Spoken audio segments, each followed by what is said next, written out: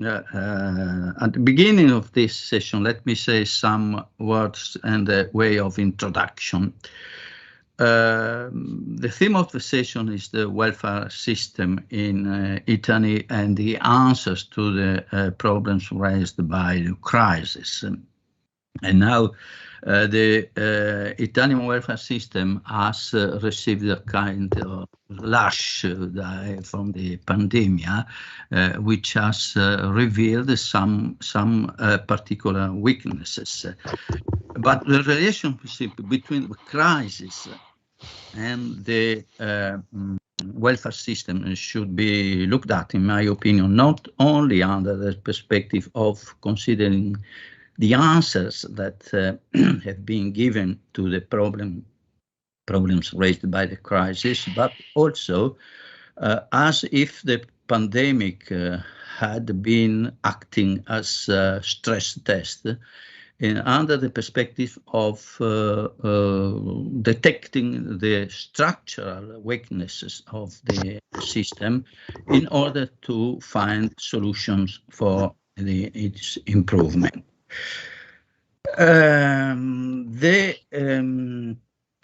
In the first place, we could look at the financial aspects of the welfare system in Italy, and beyond the general aspects of sustainability from the point of view of finance, there are some problems which, in my opinion, deserve investigation.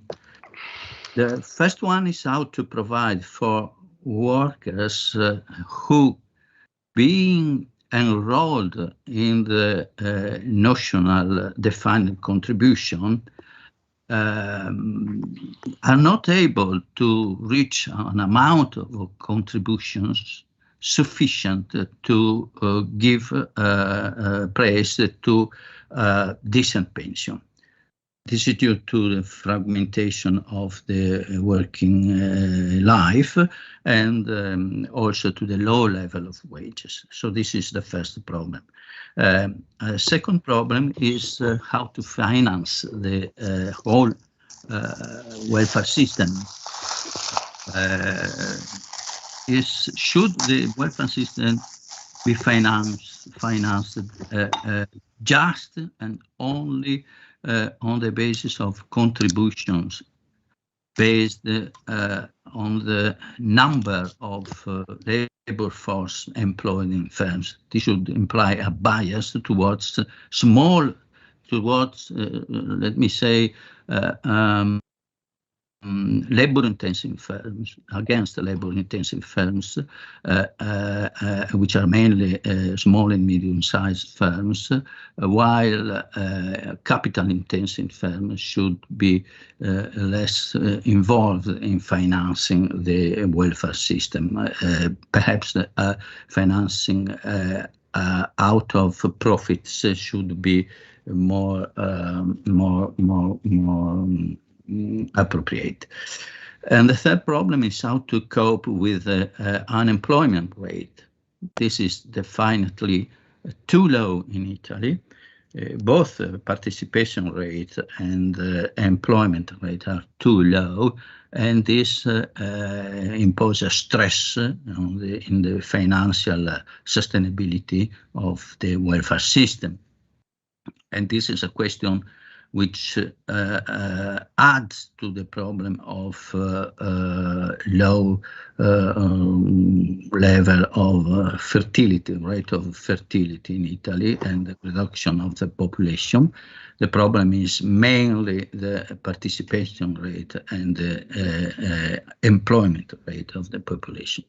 But leaving apart these financial aspects of the problem, there are some aspects in the evolution of the economic situation which put a stress and require some answer from the welfare system. The first one, I can mention some of them. The first one is the inequality and poverty. Inequality and poverty have been rising recently. And a part of the problem of counteracting these tendencies, the question is are the measures taken in order to compensate for these facts? Are these measures getting the target? That is, two dimensions should be considered. The provision in kind, say health services, child and elderly care, and social service in general. And secondly, the monetary transfers, basic income, emergency income, and support on a minimum on different kind of needs raised by the crisis. So inequality and poverty are the first problem. Second problem is the increasing share of non-standard work and the low level of wages. These two facts, increasing share of non-standard work and low level of wages, are often related, but while non-standard work could be associated by itself to with low-paid work, say part-time, fixed-term contracts, para-subordinate contracts, platform work, etc., can be considered by themselves as a situation of low paid, but even standard work is characterized in Italy by a low paid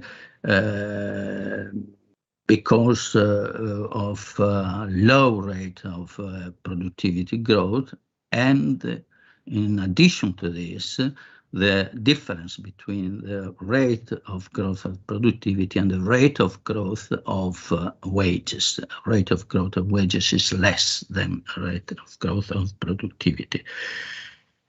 In this respect, could a legal minimum wage help, or could a greater coverage of collective bargaining help, or a kind of combination of the two could be envisaged in order to solve the problem? A third problem is associated with the structural change and the processes of labor reallocation.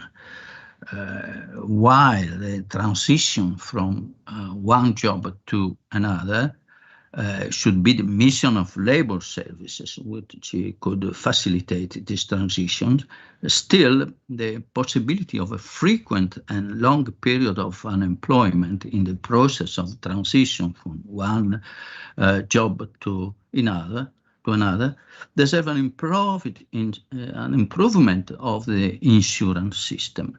In particular, the furlough system should be simplified and speeded up.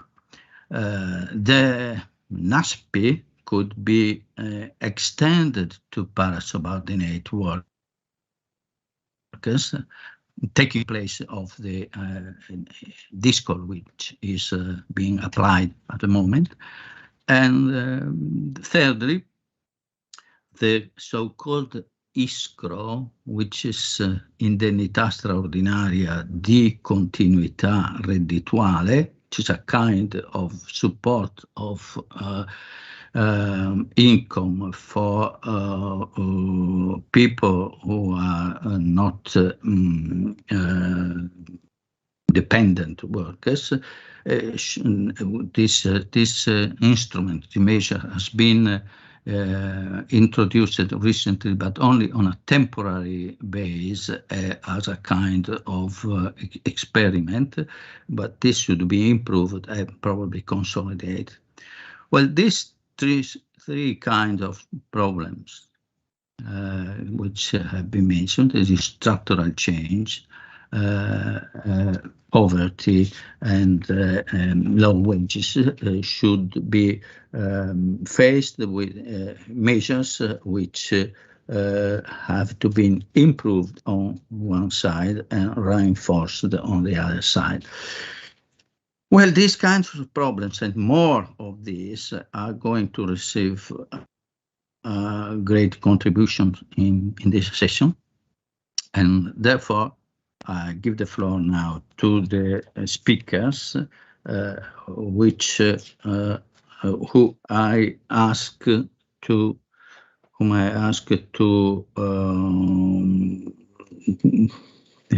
speak for 25 or maximum half an hour. The first speaker is Pasquale Tridico, Professor Tridico, she's president of INPS. So, Pasquale, the word is to you. Thank you. Thank you. Grazie, Sebastiano. Thank you very much. So I will share my presentation with you, if I may. Okay. Can we see? Yes. No, we can see your face, not your presentation. Yeah, but I will try to put now. Let's see. Can you see now? Yes. Perfect. So basically, no. I will try to. Yes. Okay. Go on. I will try to go deeper in the introduction, which was very useful, in fact, by Sebastiano, made by Sebastiano.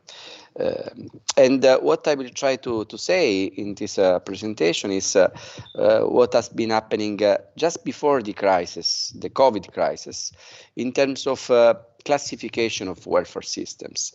And then I argue for a need for a new classification of the welfare system. I will elaborate about all the measures of income support, basically put in place by the government, implemented by INPS during this crisis. And it appears clear, basically, that there is a switch in our system today from a categorical welfare system towards a universal welfare system. So basically, this is probably the main contribution of this at the end of this presentation. We are familiar, at least people who get used with welfare system classification, to this classification made already decade ago in 1990 by Esping Anderson, where you have the conservatism group to which Italy belonged, together with Austria, Germany, France, Belgium, where the main feature was basically the categorical approach to the welfare system, the corporative approach to the welfare system. Basically, if you get employed, if you get employment, you get all the rights, the social rights of the job. The second group was the contrary, the social democracy group, the Scandinavian group, where the Northern Europe has been the main actor, where instead of the employment nexus, what was important was the citizenship to some extent. So the welfare system was broader, it was universalistic in these terms. And then you had the neoliberalism, the evolution of the neoliberalism, which was basically the Anglo-Saxon system, where neither of the previous two characteristics were enforced. Instead, there was a residual approach to the welfare system. Then, since 90s, we have been observing a strong change in the trajectory of the social spending over GDP in welfare system. And the classification made by Esping Anderson was not longer enough, I think. And in fact, emerged some new classification. Here you can see one which divided the country among continental, Scandinavian, liberal, Mediterranean, to which Italy belonged, and Central East European country. Now, since 90s, I said, only Scandinavian country approached the globalization with an effort in increasing the social spending, and together with as well the continental economy to some extent made the same effort. Roderick was always arguing that this country were approaching globalization with the so-called efficiency thesis. Sorry, with the so-called compensation thesis. I made exactly the opposite. With the so-called compensation thesis, which means basically that those countries which embraced globalization, however, were ready enough to protect individuals, citizens, workers with a bigger effort in the social spending. On the contrary, Mediterranean countries, to wait liberal, and probably as well the Central East European countries, experienced a sort of retrenchment of the welfare state and reduced to some extent or remained stagnant the social spending. Considering the aging of population, there was a real retrenchment of the welfare state expenditure, and approached the globalization with a sort of efficiency stasis, meaning that to be competitive, firms state should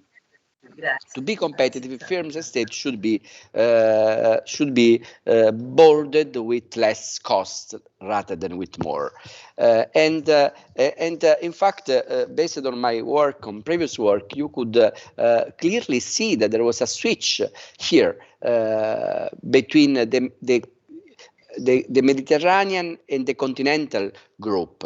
In the as you saw before, with the Esping-Anderson classification, Mediterranean continent belonged to the same group. In fact, here, if you put in a plot the inequality coefficient and the social spending, you would classify liberal, continental, and Scandinavian in 3 different groups in the 1990.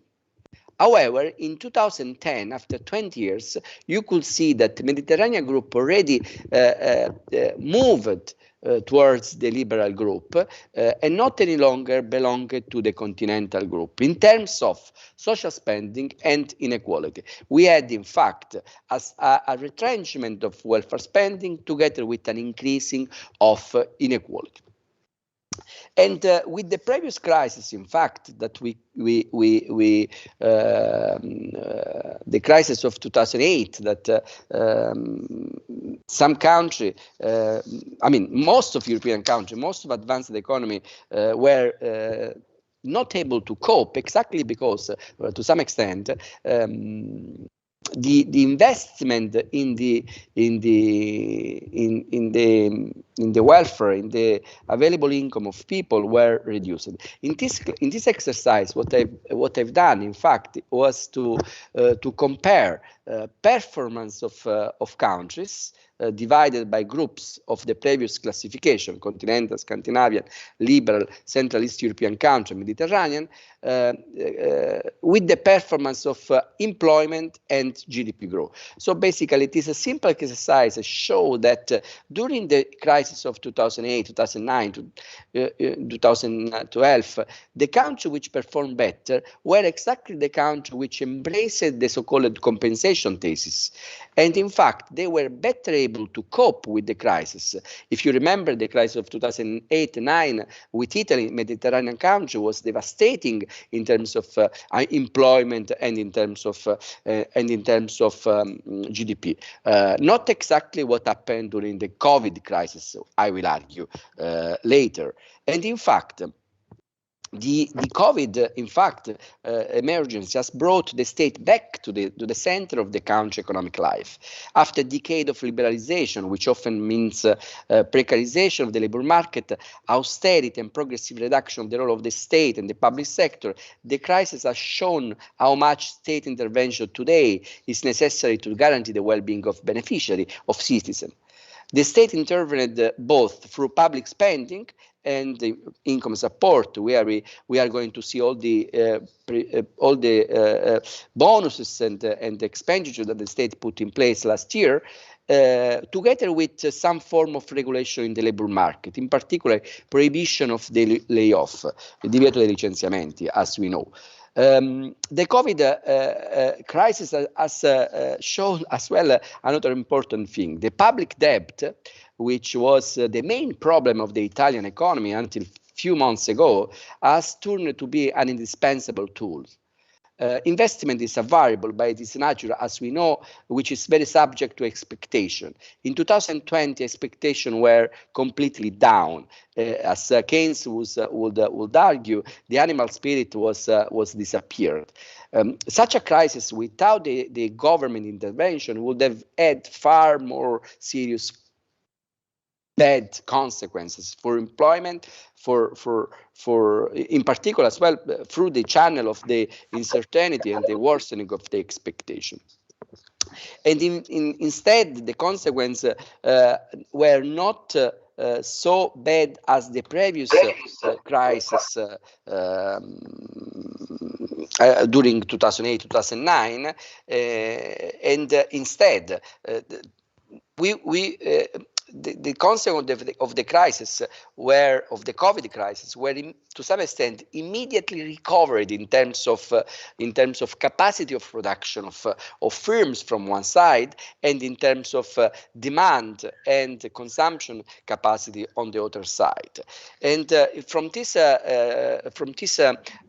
graph, you could see the impact of the measures put in place during 2020 and 2020-2021, and how the measure, in fact, were able to cope with the crisis, avoiding the reduction of the drop of the income by 55%. In fact, without the measures, individuals in the first 2 quintile of the distribution of income would have incurred into a greater loss in terms of shares of income than those in the higher quintile. You could see, in fact, here the scenario with the measures, the B scenario, that the first quintile did not have losses. The second scenario, the second quintile, the workers had losses which were 1/3 what would have been without measures.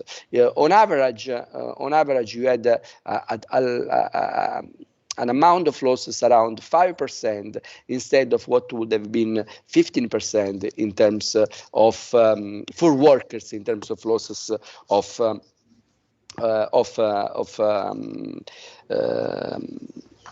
of income. And the impact of the crisis has shown, however, how much the fragmentation of the labor market imply weakness for many workers. The process was already in place, as I said before, with the globalization, the liberalization of the labor market, which put in the labor market a huge amount of fragmentation of categories, and in fact we discovered that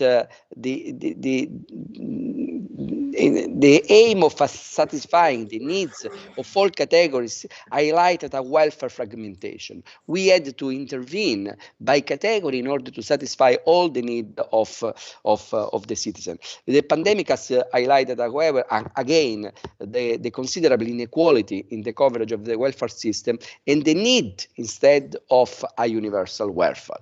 And I like to recall this popular briefing of the Economist, which implied to some extent a sort of consensus among experts, which claim for a universal welfare, where the main characteristic of the last century welfare, meaning means test, category, and conditionality, are not longer enough to protect work. I think that not only politicians but as well academicians have to look further at this classification today and to move towards a different kind of welfare in order to be able, in this fragmentation, in this very complex situation, to cope with different needs of today's citizen. In fact, how the country responded to the crisis was very different to the crisis of 2008-2009. Here you see that most of the advanced economy, you see them in green color, had a boost in the GDP the leave of the public expenditure for about 7-10%. North America, Europe, Australia, Japan, to some extent Latin America, they were able to put in place expansionary policy, fiscal policy, along with equity loans and guarantees for about 400-500 billion euros. In our country, in Italy, the amount of fiscal expenditure was about 7.5%, more than 100 billion euros only in 2020. You would remember all the decree which were approved in 2020, about 8. Each of these decree were like some budget law. Each of them were about 30 or 50 billion euros. The first one, the Cura Italia, put in place 25 billion euro, 1.6% of GDP, to protect jobs, to protect income. The second one, the relaunch package, was about 50 billion euros for the same object. The third one was about 25 billion euros, again 1.6% of GDP with a deficit deviation.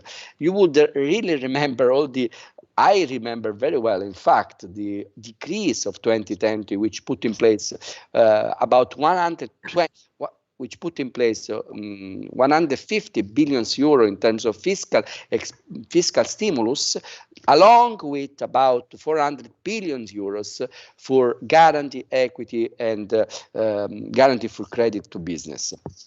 Yeah, all these measures were, as you know, managed by INPS, which proved to be the heart, or the center of the welfare system in Italy.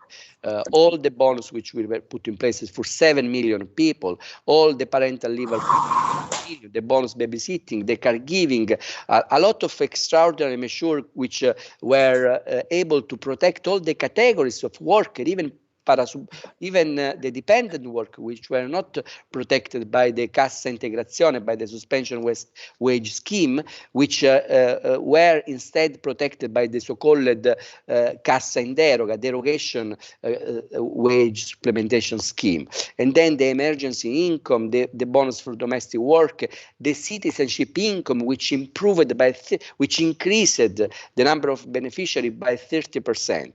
Together with the emergency income, both emergency and citizenship income reached in 2020 5 million citizens. And as Sebastiano was listening, all the categories of so-called atypical worker or self-employed work, which already put in place a huge amount of flexibility in Italy, which received about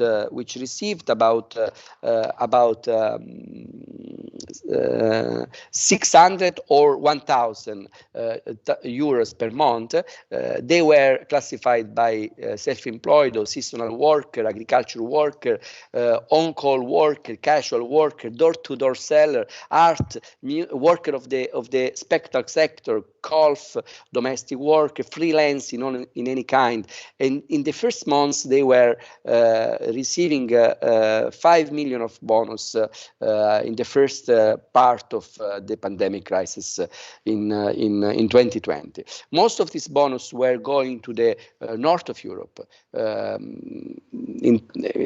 Lombardy was the main beneficiary of this bonus for freelance, for so-called partita IVA, as we say in Italy, but more in general, they are independent or autonomous worker, as together with Veneto, Emilia-Romagna, these were the main beneficiary. And because most of our atypical worker or autonomous worker, to some extent, are focused in central north of the country.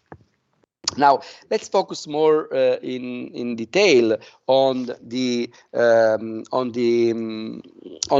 Integrazione, on the supplementation wage scheme, which was basically the main measure which was put in place by the government.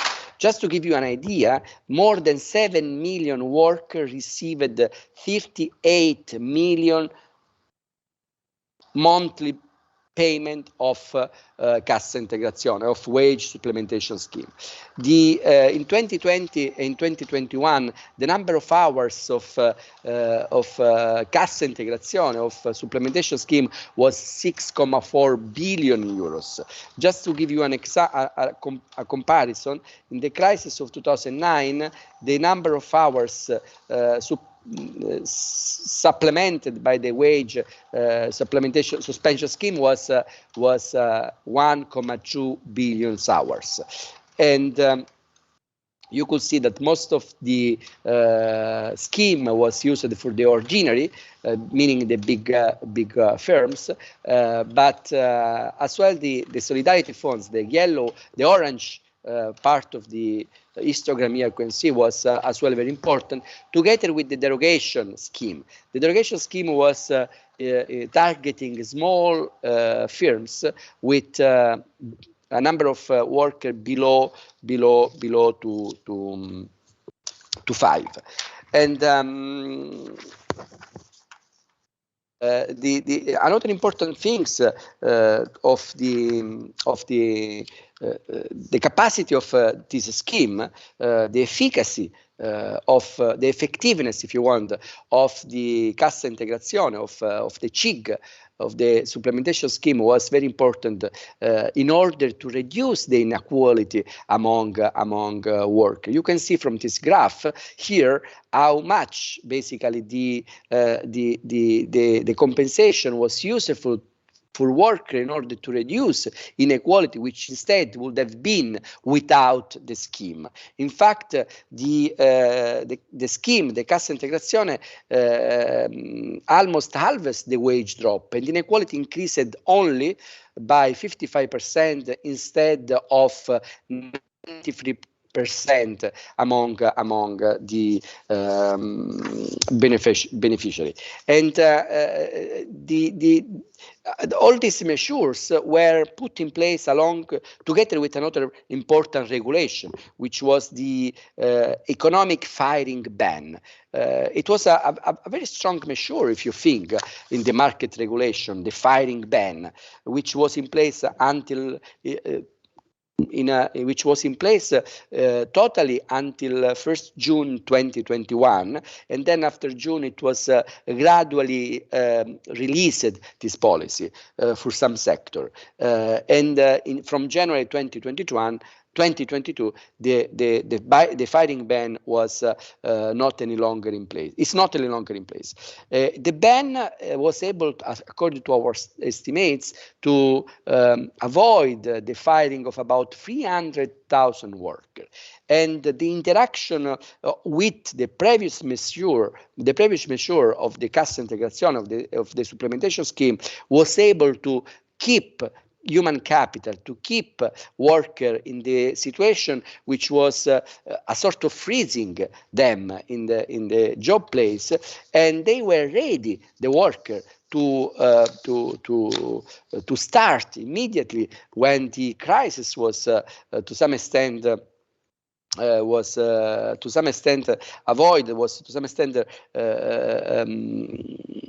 overcame. And in fact, since 2021, we didn't see any huge phenomenon of dismissal from one side, of firing of workers when the ban was removed.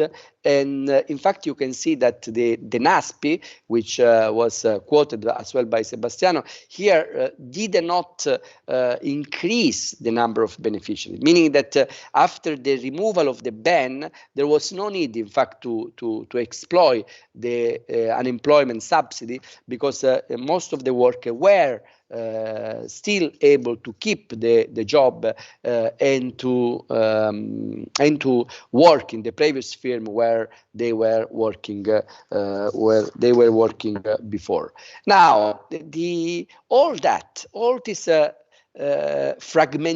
fragmented approach towards the welfare system with the COVID measure was to some extent structuralized with the reform which took place in the previous weeks, or in the previous days, basically in the last budget law, and which enforced since the 1st January to 2022.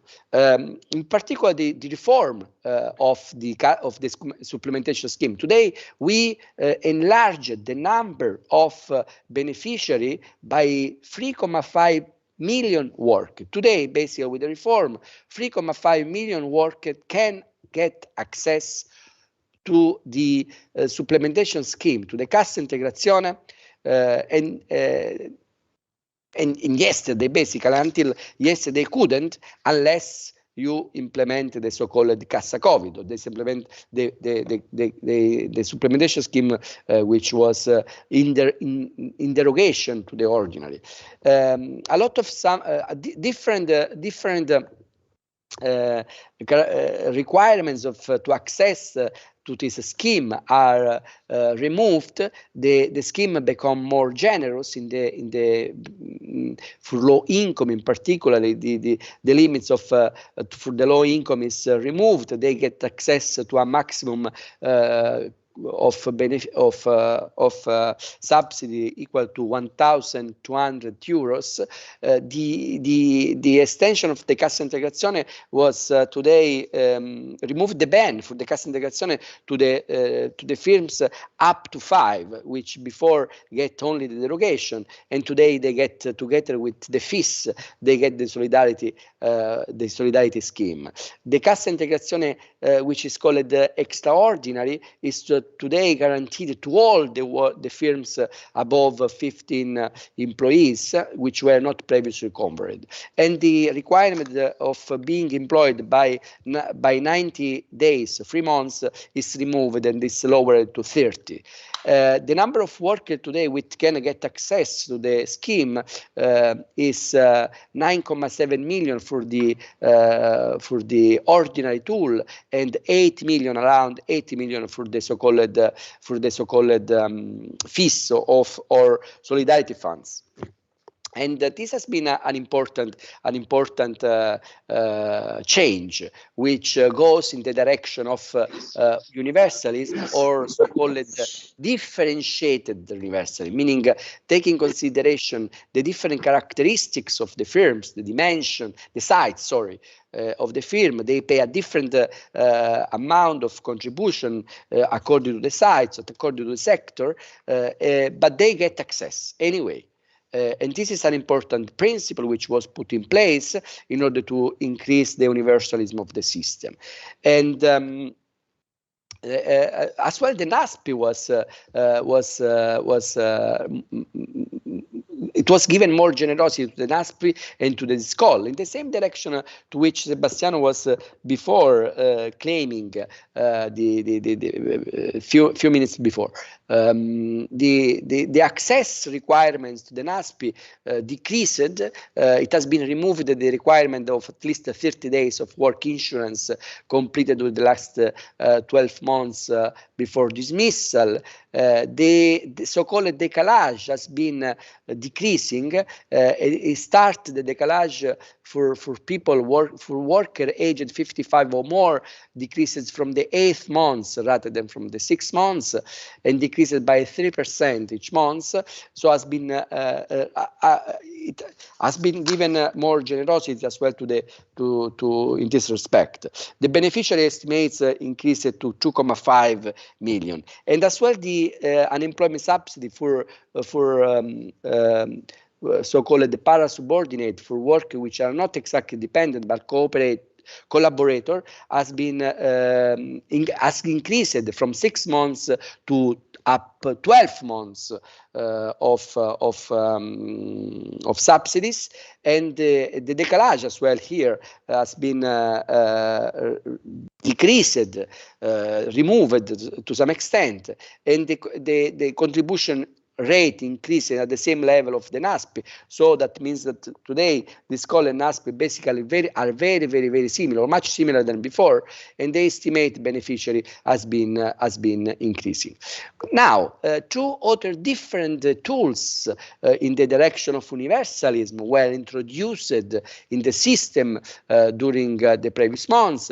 One is the so-called ALAS, which is a very interesting measure, a sort of NASP, a sort of unemployment benefit for self-employed worker in the entertainment sector.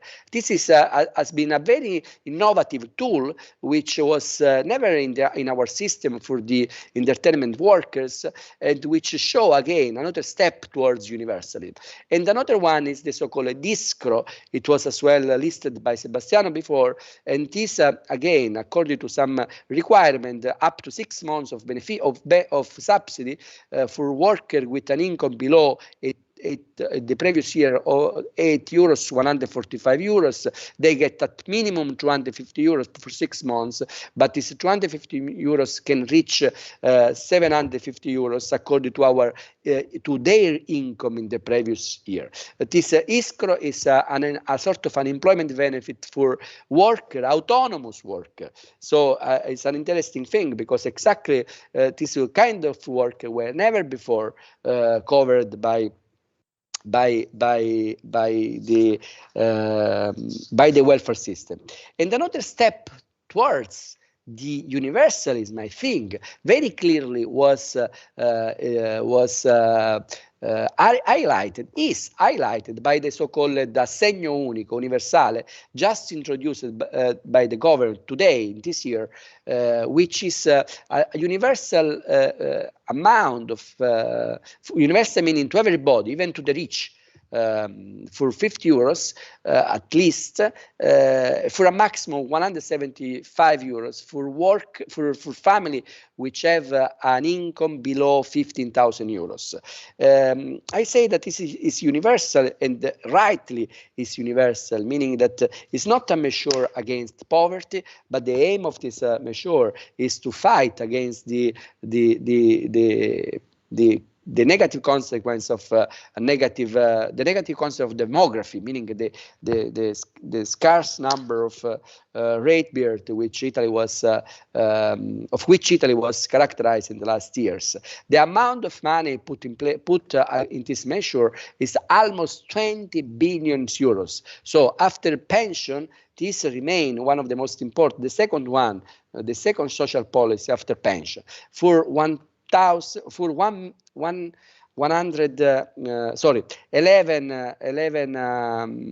million children for 7 million families. So it's really a very important measure, which is substituting exactly the previous benefit for child belonging to the family of dependent worker. And this is the main feature. The previous child benefit was only going to worker, basically to dependent worker. Today, the single universal child benefit goes exactly to everybody. Does not matter what is your job, does not matter if you are a dependent worker, if you are autonomous worker, or even if you are unemployed. So this measure is another step, important step towards the universal welfare system, which everybody here probably would argue is a positive thing. And the amount of money of course depend on the income, on the more in particular depend on the so-called indicator ISEE, which is an indicator where you have not only the income, but as well your financial and non-financial asset.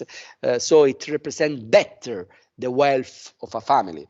Considering that our country income very often is not exactly represented by the worker in a country where you have a huge amount of tax evasion, if you do not consider the ISEE, which is a better representation of the wealth, the measure would have been probably otherwise would have been very badly distributed. I think the ISE remain a very important indicator which allow a better redistribution, considering better the wealth of the family rather than only the income.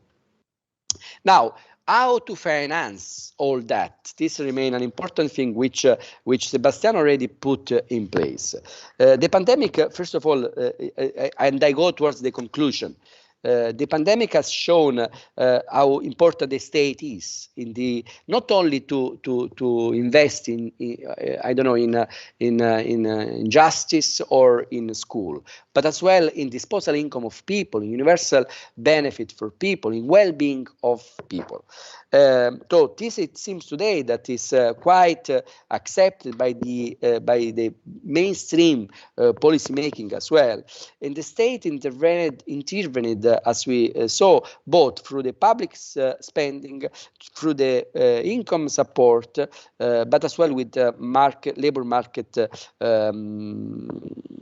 regulation. The list of measures was huge.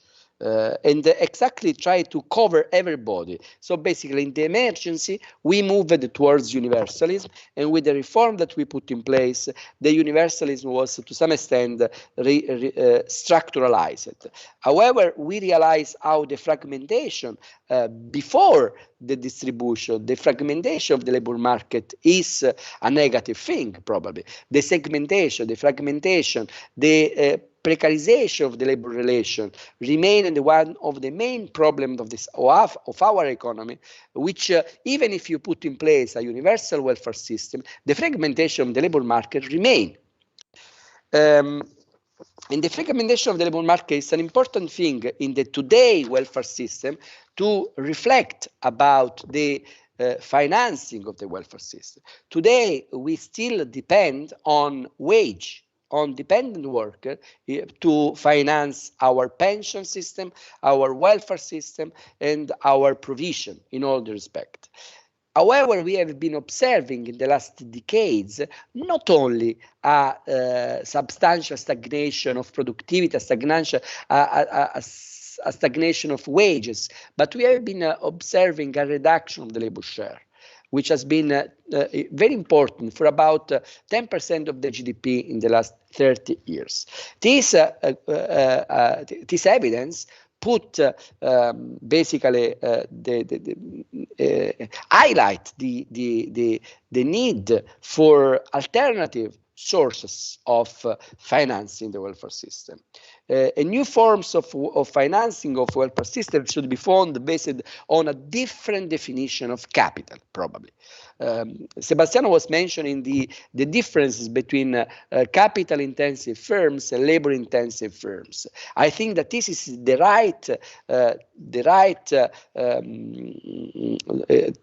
appropriate way to follow the discussion and to find a new form of definition of capital, first of all, and a new source of financing welfare system based on firms which probably try to exploit better or more the capital more intensively and pay less number of workers. So in this respect, they would otherwise contribute less to the welfare system.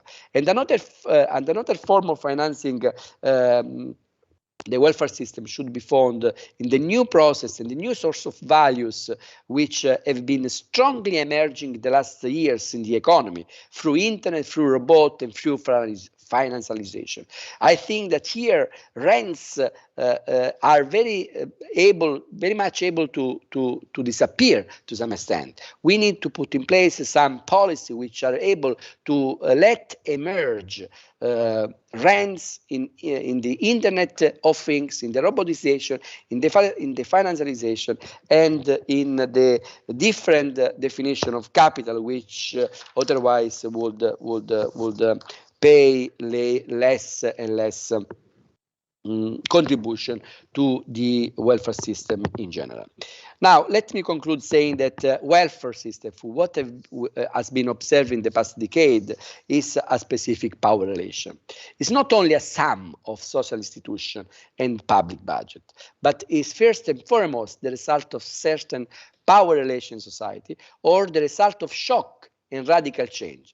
We have been observing with the COVID crisis, like pandemic, in fact, that the crisis which put in danger our life changed our sensitiveness probably, and our attitude, our policy, and our approach, which was different, as I said, to the approach which was put in place in 2008 and 2009, both in Italy and in Europe. In general, the welfare is a sum of a compromise to some extent, a sum of power relation, has been, at least after the Second World War, a compromise, a social compromise. Today, and to some extent, has been the commodification of some public goods has been the result of a fight for work, of worker. Today, this new universalism has not been so far a result of a fight of work, but has been the result of a shock. And this put some shake. This is put some probably put the result of this universalism is not so stable and not so strong probably as it was the welfare system, which was to some extent conquered by worker after the Second World War, and this would put some kind of uncertainty in the stability of the welfare state for the future. However, I remain, I think again that this will be the result of an evolutionary process, which still is has to be completed. Thank you very much for the attention. I hope I remained in the minutes in the time that it was me assigned. Thank you very much. Yes, more or less. Thank you, Pasquale. Your paper, your speech has covered really a wide range of problems, and it has shown, in my opinion, two things. First, that the extraordinary measures taken to cope with the crisis have performed well in preventing a dramatic fall in income and in the level of economic activity. And secondly, most important in my opinion, that there is a real move towards, learning the lesson, toward creating a deep and structural revision of the welfare system, because these extraordinary measures cannot be taken forever as such, but must converge toward a new mechanism which is should be more appropriate to cope with the problems that we have discovered in the pandemic, and that are structural problems, the inequality and changing nature of the labor market with a new organization and a new presence of non-standard work, and the question of productivity and low wages.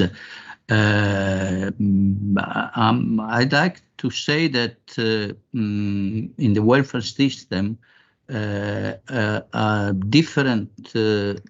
second sector should need an attention similar to the one which has been given in order to change the money transfer.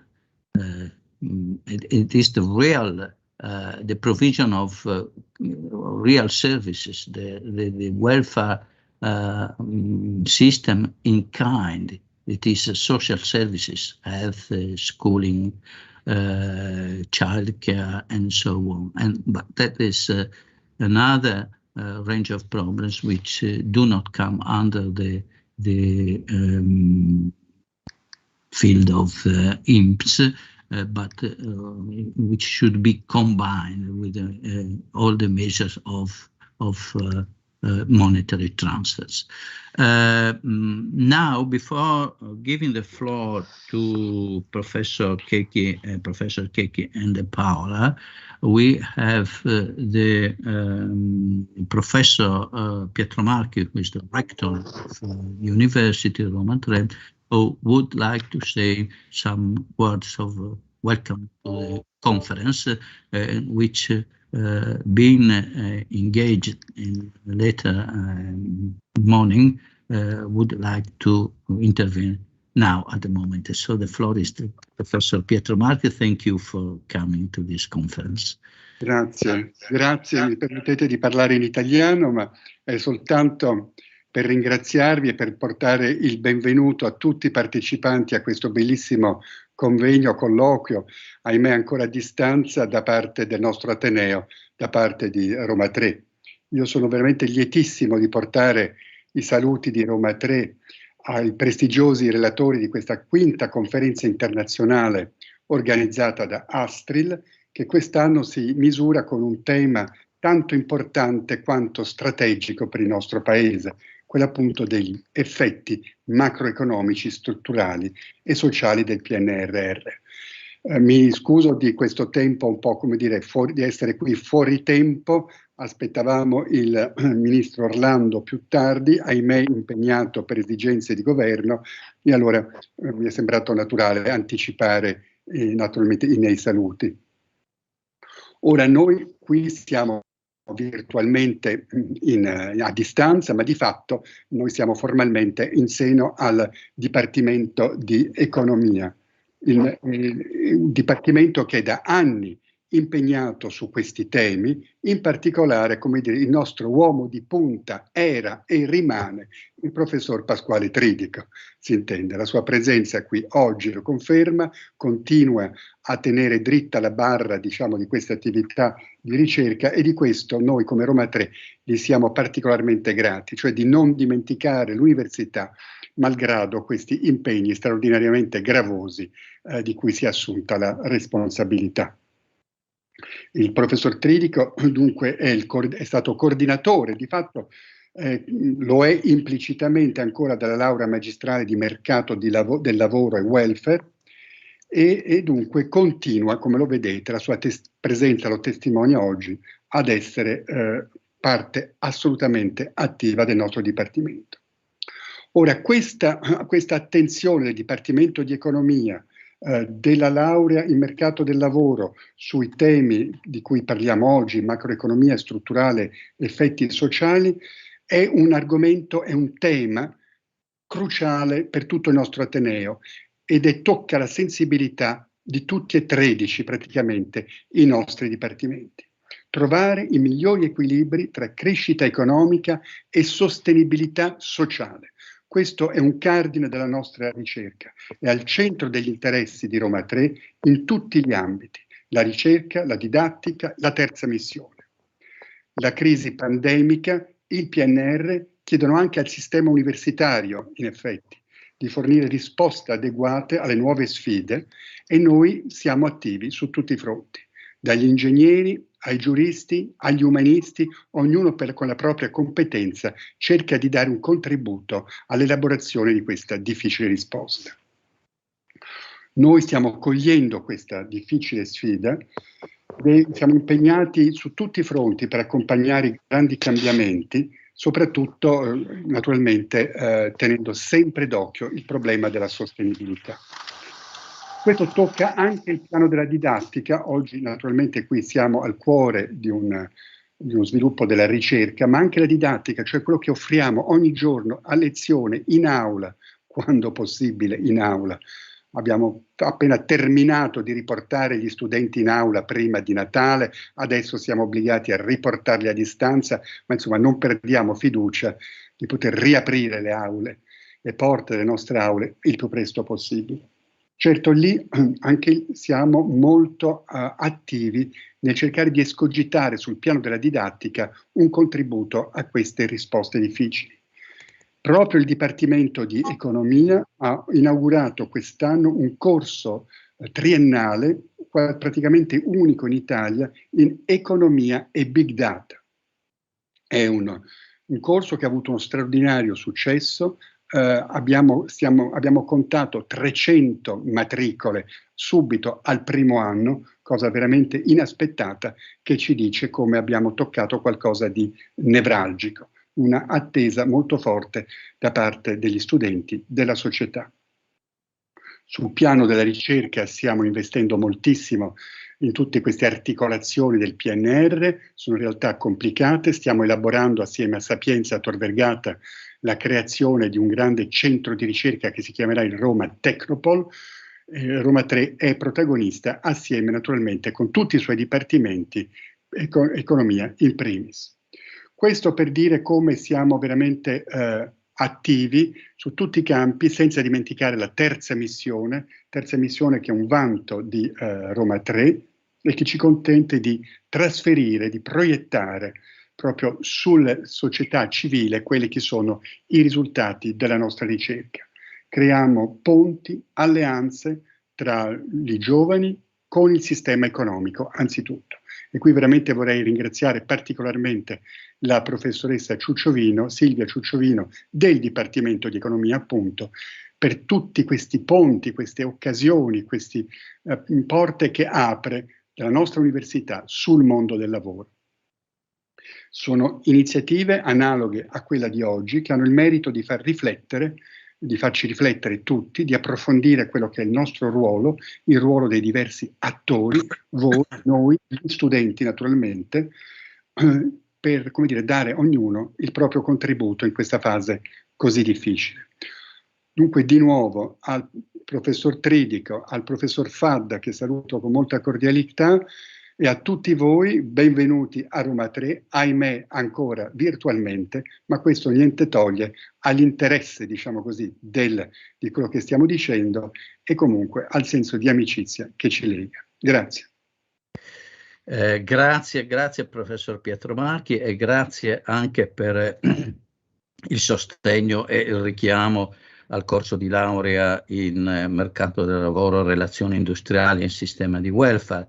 Ricordiamo che questo corso di laurea fu creato, diciamo, attivato dal sottoscritto con il professor Arturo Maresca e la professoressa Silvia Ciucciovino, e fu veramente una novità nel panorama dell'offerta formativa italiana e continua comunque a svolgere un ruolo importante sia sul piano della formazione sia sul piano della ricerca e delle attività connesse alla stessa associazione ASTRIL, l'associazione fondata ancora dalle stesse persone che ho menzionato. E noi tutti, seppur io devo dire a distanza, essendo ormai in pensione, ma continuiamo a contribuire pur con impegni istituzionali che ci vedono potenzialmente un rafforzamento in futuro.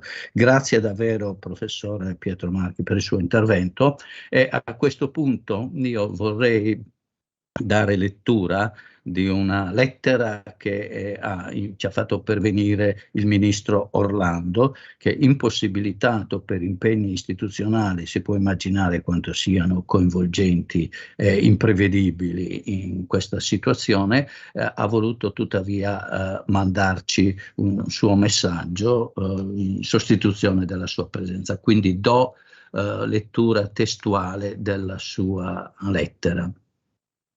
Carissimi, desidero ringraziare per l'invito e al tempo stesso scusarmi per la impossibilità a prendervi parte a causa di inderogabili impegni istituzionali. La pandemia, come è noto, ha rappresentato uno shock senza precedenti per il nostro sistema di welfare ed è stato proprio a causa di questo shock che è emersa ancora di più la necessità di rafforzare quei profili di universalità per tutele e misure che rischiavano di non arrivare a chiunque ne avesse effettivamente necessità. Come sappiamo, infatti, il nostro welfare, soprattutto per quel che riguarda la parte del sostegno ai redditi, non aveva una copertura universalista. L'obiettivo che ci siamo posti con il governo Draghi è stato quello di superare la situazione emergenziale, di per sé straordinaria, per inquadrarla in una riforma strutturale del nostro sistema di welfare, che puntasse a correggerne alcune storiche storture. È con questo spirito che abbiamo avviato la riforma del reddito di cittadinanza, così come l'estensione di forme di tutela del reddito anche ai dipendenti delle imprese più piccole e ai lavoratori autonomi. Alla luce di questo quadro di contesto, io credo che nel complesso si possa considerare il lavoro fin qui svolto indubbiamente positivo. Sebbene non possa certo reputarsi il punto di arrivo del nuovo assetto del welfare cui ambiamo, ma semmai è il punto di partenza. Con la riforma degli ammortizzatori sociali approvata con la legge di bilancio 2022, abbiamo infatti introdotto nuove tutele o esteso quelle esistenti per un quinto degli italiani, oltre 12 milioni di persone. Sul versante delle politiche attive, con il programma GOL, Garanzia Occupabilità dei Lavoratori, finanziato con il PNRR, puntiamo a favorire il reinserimento e la riqualificazione dei lavoratori anche in relazione ai settori della transizione ecologica e digitale. E lo stesso discorso vale per il piano Nuove Competenze. La formazione è l'elemento chiave per agganciare una ripresa che deve essere strutturale e non una mera fiammata di rimbalzo. Nell'insieme possiamo dire che si è avviato un rafforzamento e un ripensamento del nostro welfare in senso più universalista che dobbiamo proseguire, anche perché, e questo è l'altro dato di fondo che possiamo dare per certo, durante il Covid le disuguaglianze già elevate in Italia sono ulteriormente aumentate. È un fenomeno mondiale, ben inteso, ma ha riguardato anche il nostro paese. Il Covid ha ampliato anche le disuguaglianze in ambito lavorativo, i divari di genere e generazionali e conseguentemente i divari sociali. Si pensi solo agli effetti della didattica a distanza. E le conseguenze non sono ancora tutte valutabili e quantificabili. Le risorse del PNRR sono quindi una grande opportunità che dobbiamo cogliere per consentire al nostro Paese di superare ritardi strutturali che si sono stratificati nel corso degli ultimi lustri e permetterci di affrontare le sfide di competitività su variabili nuove. Innanzitutto, rivalutando la funzione pubblica di alcune leve di welfare, come appunto la sanità, l'istruzione e la formazione. Questo anche dotando il Paese di infrastrutture sociali al servizio del lavoro, come appunto i centri per l'impiego, che diventano imprescindibili per facilitare l'incontro tra domanda e offerta di lavoro. Per queste ragioni, anche per approfondire le questioni che sono oggetto di questo seminario, mi avrebbe fatto piacere essere presente. Non vi è alcun dubbio che vi è ancora molto da fare per rafforzare e rendere più efficace il nostro sistema di welfare e per rafforzare le politiche pubbliche a supporto del lavoro. Ma possiamo dire che siamo sulla strada giusta. Sono certo che da queste riflessioni emergeranno elementi utili per il dibattito pubblico. Grazie ancora e buon lavoro, Andrea Orlando.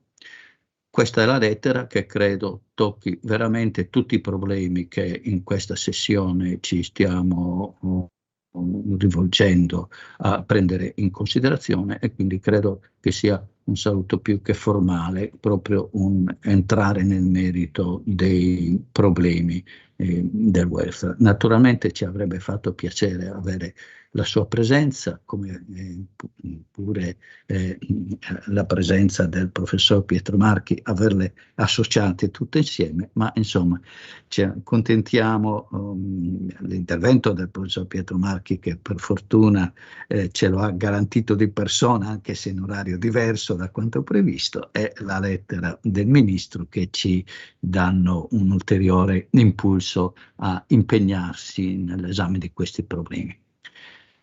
Detto questo, possiamo proseguire con i nostri lavori, e io do la parola.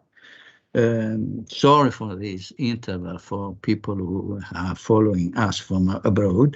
This was a kind of local, national parenthesis in this seminar. And now I give the floor to Professors De Paola and Professor Checchi for their speech, with the invitation to contain their intervention within the 30 minutes. Thank you. Can you see the slides? Not yet. I can't. Yes. Okay. Okay. Thank you for inviting us here. This is a joint work of the research department of INPS, and we have been discussing about what is the impact of the citizen income on the situation of Italian workers, and especially the poor workers. The system, for those who are not familiar, is that Italy has introduced a citizen income in 2019. There were previous experiments, but they were restricted to particular municipalities, and they were much lower in terms of money. What are the main features of such a system? Basically, it is designed to reach a fixed threshold, which is 500 euros per month, plus a top-up in case of renting house. It is targeted toward the household and not the individual, and therefore it is adjusted using an equivalence scale. It is mean-tested, and it is conditional on immediate availability to employment. What is our starting point is that the introduction of such a high outside option basically affected the working of the labor market in different dimensions. And in this paper, we basically do two exercises. In one, which will be the topic of my part of the presentation, will be about the geographical distribution of beneficiaries, where obviously the ex-ante expectation is that there are larger coverage in more depressed areas. And the other part, which will be presented by Maria De Paola, will be the impact on the well-being of beneficiaries, especially on health and mortality. We are currently working on another follow-up, which is considering the spillover on the wage setting associated with the introduction of this basic income. Let me just give you minimum numbers about the distribution of the beneficiaries. Speaking of 3.5 million individuals, most of them, there is someone who should mute the microphone, please. There are more than half which are residing in the south of the islands.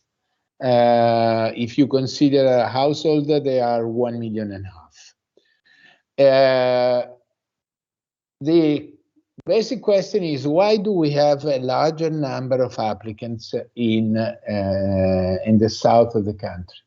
There are many explanations. The first one is because they have a lower outside option. It is possible that there are prevailing opportunistic attitudes. It is possible because there is more informal work, and therefore, from a formal point of view, they are more poor. What we do collapse the data of the number of people who apply and potentially obtain the citizen income at the municipality level. Why do we use municipality level while having individual data? Basically because we are interested in a sort of peer effect. We want to understand whether the context do affect the probability of applying for the citizen income. Obviously, there is a presumption in such an assumption, which is that we do consider the municipality as the relevant networks. This may work for small town, obviously it doesn't work properly for large cities. We do consider a 2-year period from April 2019 up to April 2021. The number of municipalities that we do consider are approximately little less than 8,000 municipalities. If we take into account missing of observation for the covariates, we end up working with 7,300. Here you have the descriptive statistics which are considered in our analysis. The most important, which will be our dependent variable, is the fraction of beneficiary over the resident population in 2020. On average is 3% of the population. Consider that the number of applicants is much larger because only 2 out of 3 applications is accepted, and some of them are still revoked. We have then a measure of the local deprivation. Our preferred variable is the fraction of taxpayer with a declared income below 10,000 euros per year.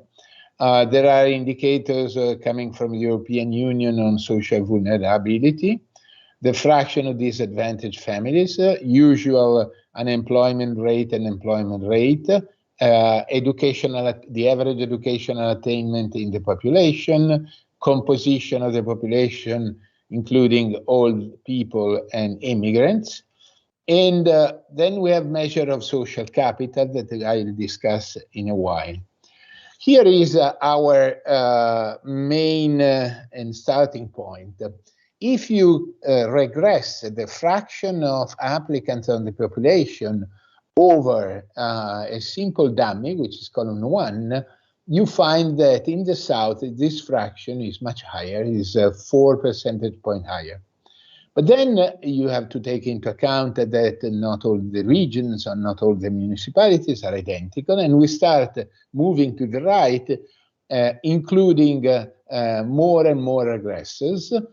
And if you simply consider the column 3, where taxpayer below 10,000 and the unemployment rate are considered, you see that the gap between north and south, instead of being positive, become negative, which means that other things constant, if all the regions of the country should have the same distribution of taxable income and should experience the same unemployment rate, in the south, we would observe a lower fraction of applicants.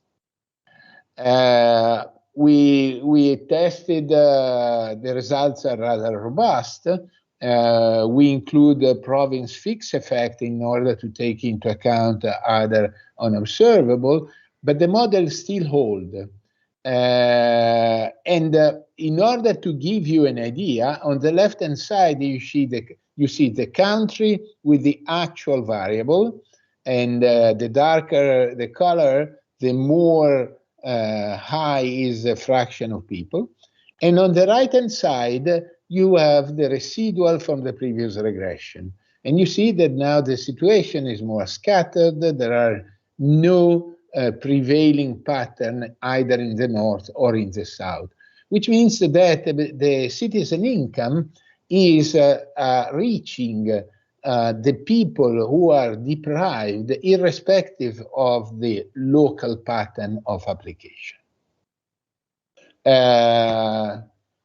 Yeah, here you have, I'm showing, because of shortage of time, different specification, but you see that the model, which is capturing the deprivation of the area, works properly even when you consider province fixed effect.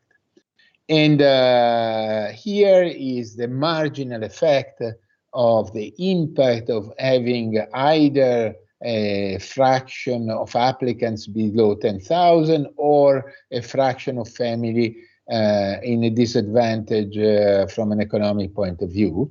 And you see that the larger is the fraction of deprivation in the municipality, the larger is the fraction of applicants, which means that in our reading, the citizen income is reaching in a uniform way the deprivation in the country. Obviously, we are not fully convinced of the results. So, given the existence of a literature on social capital, we went on in our analysis and we tested additional explanation. One explanation, for example, is that in the north there can be less applicant because blame and shame effect can be stronger from a social point of view. It could be that in the north there is more social support from the neighborhood. It may be that local trust in the north is higher than the south. In short, it could be a story of differences in social capital. Social capital is not easy to measure. We test the potential measure, which are, in our case, electoral turnout rates, on the idea that whenever you are not pivotal, if your level of social capital is low, you tend not to show up. And we test also inclination to tax evasion. There were available this information on the payment of the TV set subscription, which was before it was made compulsory in the electricity bill, which is a proxy of the attitude of the population. We do introduce these variables in our regression while retaining the previous control, and it comes out that effectively there is also a role in the social capital in explaining the fraction of population which is applying and receiving the citizen income. But still, you will notice that the South dummies is negative, which means that it is possible that because of the social capital in the South is lower, these push up the fraction of population applying for the income, but still other things constant, the divide is in favor of the North. We have estimated the same model, splitting the sample between North and South, and you see from the coefficient that the same model applies to the two regions, which means that also in the North there are deprived areas which benefited, even though at a lower fraction, because they are on average richer, of the existence of the citizen income. Finally, we do consider another proxy of opportunistic behavior, which is the rejection and the revocation. So the rejection is I do apply and my application is not accepted because after a control I do not have right. And revocation is I do apply, I receive the citizen income, but then it is discovered that I didn't have right to obtain such a benefit. In order to control for size of the population, we included the fraction of applicants in the population. And if you see in the rejection, the fraction of the South is higher, which means that the local population applied more, even though they could have been aware of the lower probability to obtain. Remember that in the applications, most of the elements were self-declared by the applicant, and therefore, for example, the family composition was one of the variable which was not possible to control from the very beginning, which may explain possibly the positive coefficient. But then when we go to the revocation, which are the formal proof of an illegal behavior, you see that the coefficient of the South is insignificant. Now I give the floor to my colleague, Maria.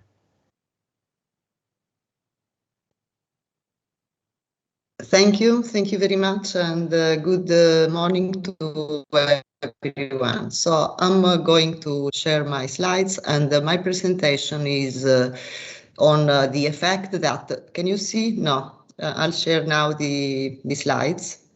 Let's see if it works. And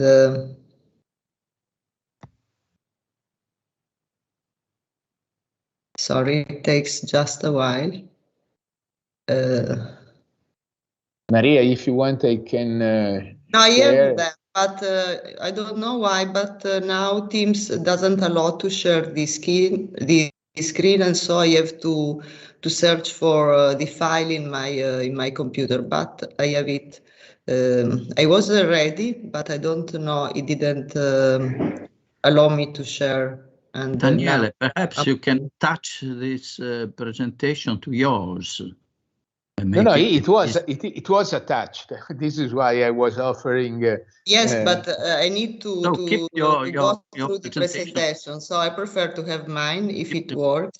But you cannot see them? No, not yet.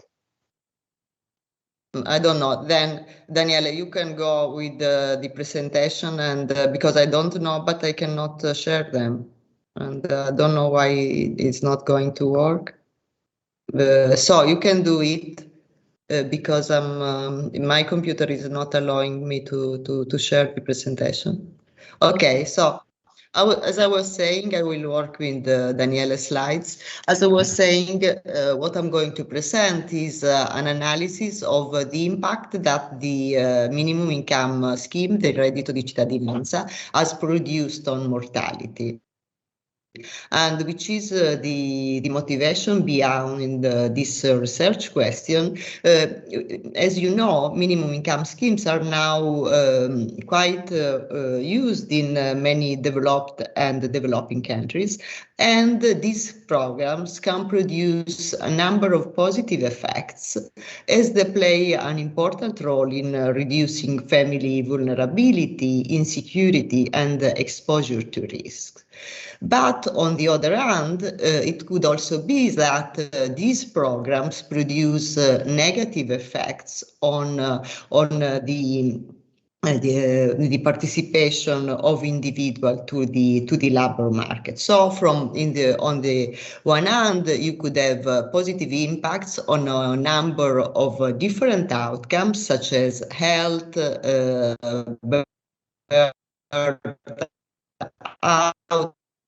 outcomes, nutrition, education, but on the other hand, you could also have some negative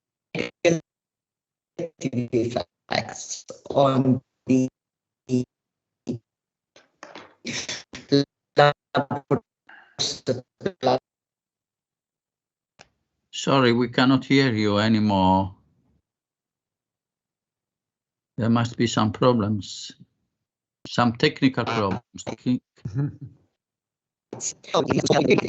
you hear? Can you hear me? Can you hear me now? Yes. Yes, now. Okay. I don't know why. As I was saying, we look at the probability of death because we do not have other health outcome in the data set in INPS.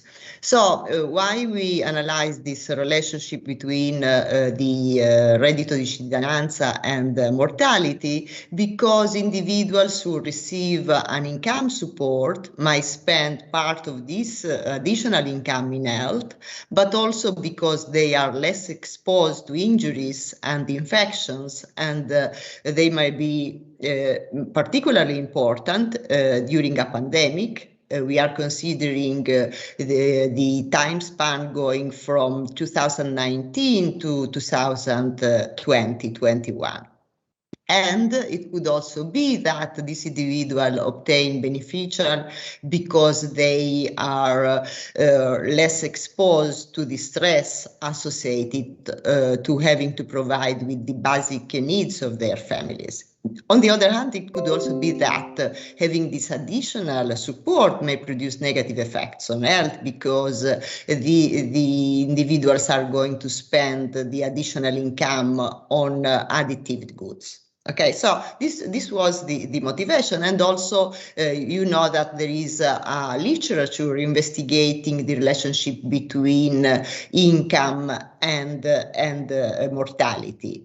For Italy, for instance, the paper investigating this issue are by Checchi and Pieroni, Belloni et al. 2013, and Lallo and Raitano 2018. And these papers, what they find is that also Italy, that is a country where medical care is guaranteed to all the residents, also for a country such as Italy, there is this negative association between income and the probability of death. So even if it is very important to understand which is the effect of income on mortality, it is very difficult to disentangle a causal relationship because of a number of different empirical issues, including omitted variable bias and reverse causality. And these are the same challenges that you have to try to solve when you want to evaluate whether a minimum income scheme has improved some outcomes. And the problem is to try to identify a plausible counterfactual. And what we do in our study is to try to identify this counterfactual by using a regression discontinuity design, and in which we exploit the fact that householders are eligible to participate in the reddito di cittadinanza scheme only if some economic condition indexes are below given cutoffs. And as you know, the scheme had two main components. One was oriented to mitigate poverty through the provision of a cash transfer, and the other was involving an active labor market policy aimed at fostering social and work inclusion. Despite these two facets, it is very difficult to say anything on the active labor market component as it was only partially implemented. So what we do is to focus on the provision of the financial support, which had a duration of 18 months, can be renewed after a month of break. And as you know, all citizens were Italian citizens were eligible, and for foreigners, the requirement was of 10 years of residence in Italy, and the last 2 years had to be continuously spent in Italy. And there were also a number of economic requirements, those that we exploit in our investigation. And these requirements were concerning income, wealth, and maximum annual indicator of economic condition, and the number and household to not own vehicles registered during the last 6 months. So what, as you can see, there were different requirements, one concerning financial asset and real estate, and this was related to the wealth requirements, and the other were involving income. As you can see from this table, the requirement that actually made the difference in having accepted the application was family income. The other requirement were easily verifiable. And so individuals, they already knew ex ante whether they were able to meet the requirement.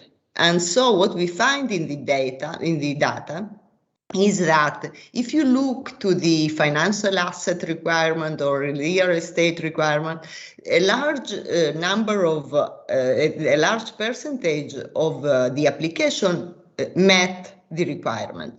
The one that really makes the difference, as I was saying, is family income. So what we do is to consider all the applications that have met all the other requirements. Those you can see in the table go from B to F. And what we do is to discriminate on the basis of the family requirement. So what we do is to consider the family income as a running variable in our the regression discontinuity design. And what we do is to focus exclusively on men, as we know that income is more likely to produce an effect on the probability of mortality of men. And we only consider the population aged in the through 40 and 64, and this is because income has an impact on mortality, but if we look at old ages, it could be more difficult to detect this impact because there is a sort of a survivor effect. We only consider households with less than 4 components in order to have a household with a similar combination, similar composition. So what we do then is to consider individuals that are within an optimal bandwidth, and we consider the one that can be calculated using the canonical et al. Procedure, and this is the equation that we are going to estimate. It's a typical regression discontinuity design. So I will show you something on, Daniele, can you move to these are some descriptive statistics. So we are going to use about 7,000 individuals in our estimates, because this is the number of individuals that are at the cutoff, are quite near the cutoff, and so we are quite sure that we are going to compare individuals that are similar. And what we do is, can you hear me? Is we compare to compare.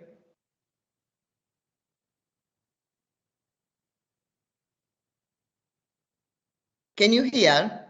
Yes, but there are frequent interruptions. So I don't know why it is so bad this morning, the line. Typically it is fine, but I don't know why it's not going well. So I'll move to what we did is the usual validity tests, trying to see whether this design was applicable was suited in our case. And what we find is that within the bandwidth we have no discontinuity in the running variable, and the balance checks, as you can see in this table, they are working quite well. So I'll go to the results, and what you can see is that we find a negative effect on the probability of mortality for those who had the possibility to access to the economic support implied by the minimum income scheme. And we find this also when we consider individuals that live in a town that is with more than 5,000 inhabitants, and this is because we suppose that those that live in very small village may have different sorts of support, and we find a very robust result.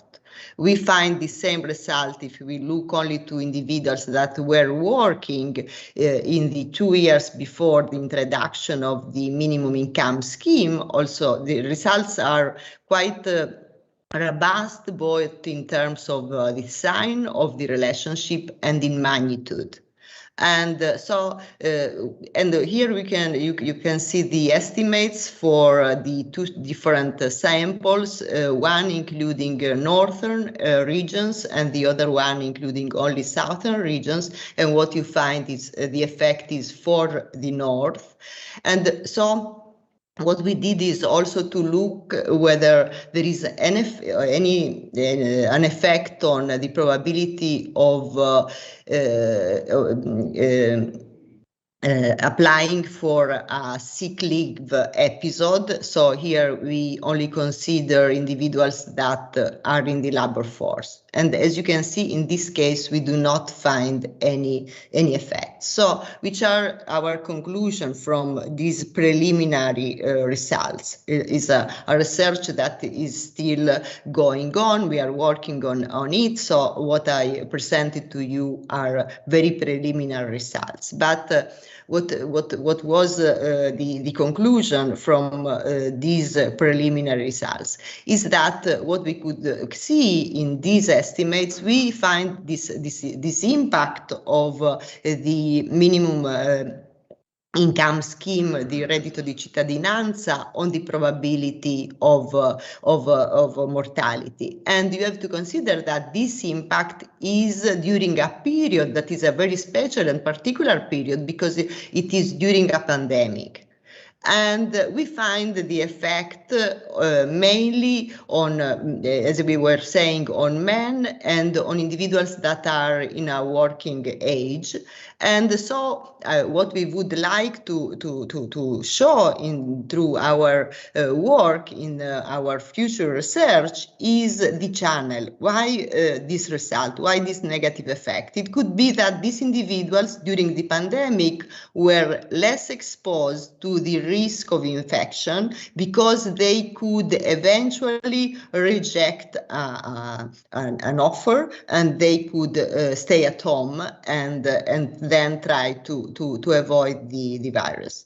But we have to work on it because we have to try to better disentangle the different challenges that may affect our results. So this is all. I'm very sorry. The internet was not working very well. I hope that you could understand the focus of the study and our results. Thank you again.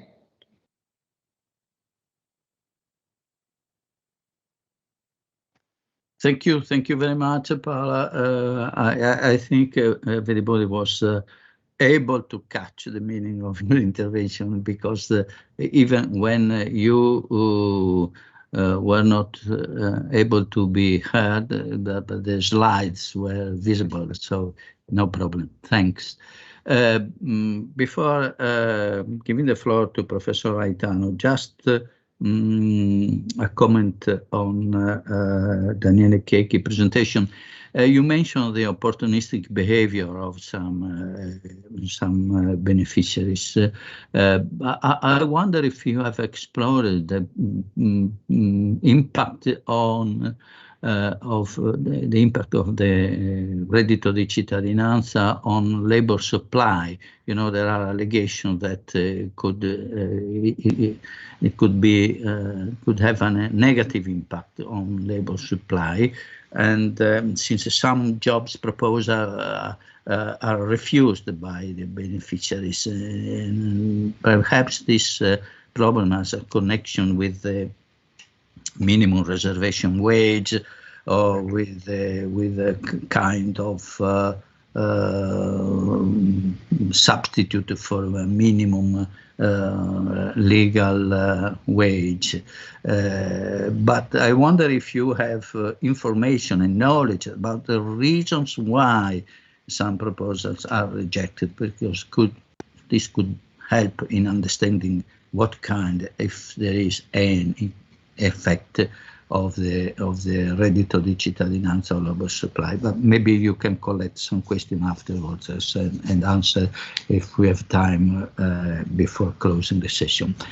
So I just give the floor now to Professor Michele Raitano. Thank you for thanks, Sebastiano. Thanks to you for inviting me and to those who are organizing this very interesting session. So I share my screen, and you should. Where are the slides? Okay. I guess you see my slides. Is it fine now? Do you see my slides, Sebastiano?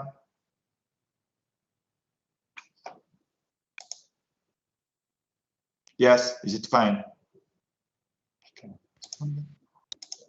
Yes, we can see, and okay. You can hear. And we can hear.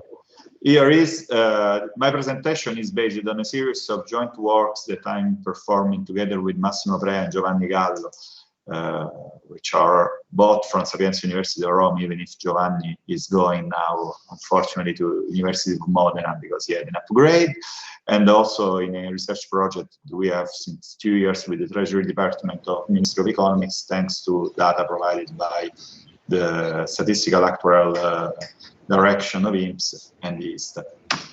So our research is following now a research line where our main question is about the target efficiency of citizenship income. In the slides I use the RDC for shortening. The idea is actually citizenship income targeted towards those who are most in need? In other terms, for simplifying, is citizenship income paid to the poor and only to all the poor and only to the poor? In Italian, generally, usually in the debate, I am also in the scientific committee of the Alliance Against Poverty, where often during the audits with some people from ONGs and other issues, it seems that implicitly citizenship income should cover absolute poor individuals. So what we want to investigate in this paper is the overlap between citizenship income on the one hand, eligibility and residency, which are two different concepts, and on the other hand, their absolute poverty status. To this issue, to this aim, we might exploit the very, very good we have at disposal. I will explain in a while. But what is important, I want to stress at the beginning, is that the issue of target efficiency of minimum income. There is someone with that should a lot of the speakers. So from that point of view, to assess this issue, we need to answer to two sets of interrelated questions. The first one is how efficient is actually the minimum income with respect to our coverage of target group. On the other hand, anyway, we cannot disguise that we have to always to make a deep assessment about who we consider those most in need. In Italian debate, usually we talk about absolute poverty or relative poverty, 40% of the median, AROP, and so on, as if they were absolute objective statuses, and also that might be easily measured. That is not the case, and we will discuss by looking at our data how complex is always also to define who are those most in need, and also what is the overlap between the definition of the poor and implicit by our as researchers according to different criteria, and the criteria that have been established in the laws about citizenship income. These issues should be clearly assessed and distinguished when assessing pros and cons of the measures. So, from our point of view, the main contribution of this presentation, this research strand, is to exploit a database that has been built merging INPS microdata on labor market careers, on transfer benefits, and mostly about the recipiency of RDC and DCSR application on the one hand, and the microdata about household expenditure, the household budget survey carried out every year by ISTAT, where we had fiscal codes. Ministry of Economy, ISTAT, and INPS made a merge based on fiscal codes that have been blocked, and so we have a data set where we have both expenditure and poverty status of individuals based on consumption, and on the other hand, we have all administrative information which are, for those individuals in the sample, which are tracked by INPS archives. So our contribution is twofold. And we will provide, when the paper will be finally written, a general conceptual framework to assess target efficiency in a deeper way, and in general, minimum income schemes. And so, as a case study, apply this framework to the Italian case about the comparison between RDC on the one hand and absolute poverty indicator on the other hand. So the outline of presentation is I will briefly sketch out this theoretical framework, then I will explain our data, and also will point out the limits of our data, because as we know, INPS data are wonderful, but anyway, they are administrative data, so they have limits of certain types of administrative data on the individuals. Then I will provide some data. The main results are descriptive results about how the two sets of recipients and eligible individuals and absolute poor individuals pick each other, and then at the end, I will provide some general discussions also for the following discussion, if any, about what we might imply from the bad targeting, because as I will say, as you will see, the overlap, the crossing between absolute poor and RDC recipients is very, very limited, very, very weak. But we cannot simply argue that a weak correlation between these two concepts should be wholly attributed to a bad design of the RDC. Of course, we know that RDC, as I guess Chiara Saraceno will speak after me, we stress very clearly, should be improved. So, poor target efficiency is that, first of all, we start from the general idea that minimum income schemes have the main objective of fighting poverty. And so their target efficiency, theoretically, should be assessed by looking at some poverty indicators. The problem that is often hidden in the general debate, in the public debate, not by academics, of course, there are no objective criteria to identify the poor. We might follow a number of possible combinations to identify the poor that is rather infinite. So the targeting performance of minimum income scheme might depend on the chosen poverty indicator that is not an implicit in the rules, but also might depend on the budgetary constraints and so on. So transparency about the various necessary conditions of minimum income should be made much clearer. And on the other hand, it also depends on the possible determinants, also among the eligible individuals, about who are actually recipients, because take-up rates, as already stressed, might depend on different types of reasons. On the other hand, as I told you, the poverty criteria that we use implicitly when we set the eligibility conditions might be also based, for instance, a legislator have in mind to protect individuals with low consumption, but consumption is not observable or maybe highly manipulated by individuals. And so even if the implicit criteria is better than consumption, means testing has to be based by definition on observable variables, on income and wealth. So by construction. If we use a proxy, we may not have a perfect target efficiency if we have another idea. On the other hand, so anyway, criteria might differ among those followed by researchers and those followed by politicians. What I want to stress now at the beginning is that to assess, for a general assessment, and also in our exercise when we have to write up the paper at the end, we need to provide a comprehensive assessment of all these possible determinants. So, to summarize very briefly, targeting efficiency might arise both from limitations of the poverty concept we use to assess the target efficiency, what is our theoretical target groups, for simplicity, the absolute poor in the Italian case, or might depend on design errors. For instance, we exclude poor migrant individuals, or we exclude or reduce the benefit for large households, and so on. And at the end, it might depend on the stigma, whose causes, whose determinants might be very different. However, for instance, we might have informal workers that do not apply because they fear for control, so we might have stigma and lack of information that are clearly much more important issues. Another important issue, very briefly, is that even if we consider very clearly that, for instance, the government introduced a measure having in mind that we need to protect household poor, but at the end, the assumption that we use to define the necessary conditions, mostly also according to what Daniele said before, according to territorial areas, we have a single measure for all the country, but absolute poverty is defined at geographical area, or we use different equivalence, implicit or explicit equivalence scales in our concept of poverty and in our concept of, and in our mis-testing condition. Of course, we might have all this difference that might create what we might call design errors from that point of view.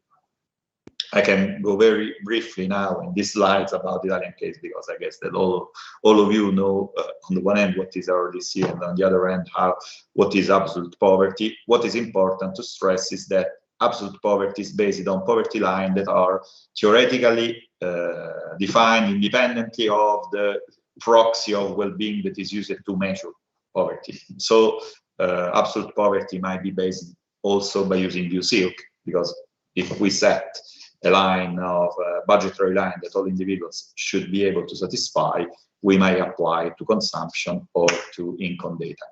Official poverty indicators for Italy based that analysis on expenditure on the Italian HBS, following the reference budget approach. The eligibility requirements to have access to the RDC have been already stressed in previous presentation. What is important is that here we have multiple mis-testing conditions, not only the easy condition that is based jointly on income and wealth, but we have also additional conditions, and we also use different equivalence scales for the various conditions, and this is a very serious design limit of the RDC. I can skip the slide, but anyway, you may understand how much designing is important by looking at the first row. Among the individuals that in some simulation I performed with Giovanni performed with me in previous analysis, we noticed that among the households which satisfy the ISE 9,360 euros requirement, only around 1 out of 3 also satisfy all the other monetary conditions and the residence conditions. So the design depends on, if we consider that those requirements are clear and objectives, we might refer to them. Otherwise, we should very carefully investigate getting the rationality between the crossing of the intersection and the multiplication of all these conditions based on both residency, income, and wealth. So what do we expect by looking at our crossing data between RDC and absolute poverty? We expect theoretically some flaws in the poverty indicators because of theoretically, basically I'm not strictly convinced that in all conditions looking at consumption is the best way to identify those who are most in need. It is clearly emerged during the pandemic, because maybe at least part of the steep increase in absolute poverty incidence that we had in Italy in 2020 maybe may depend on the fact that some consumption expenditure was forbidden, and it was not based on an economic constraint by individuals. On the other hand, we expect clearly that the matching is bad, for instance, for migrants, for those living at the north, and for according of the measure. And so I will strictly focus on what we call first type errors.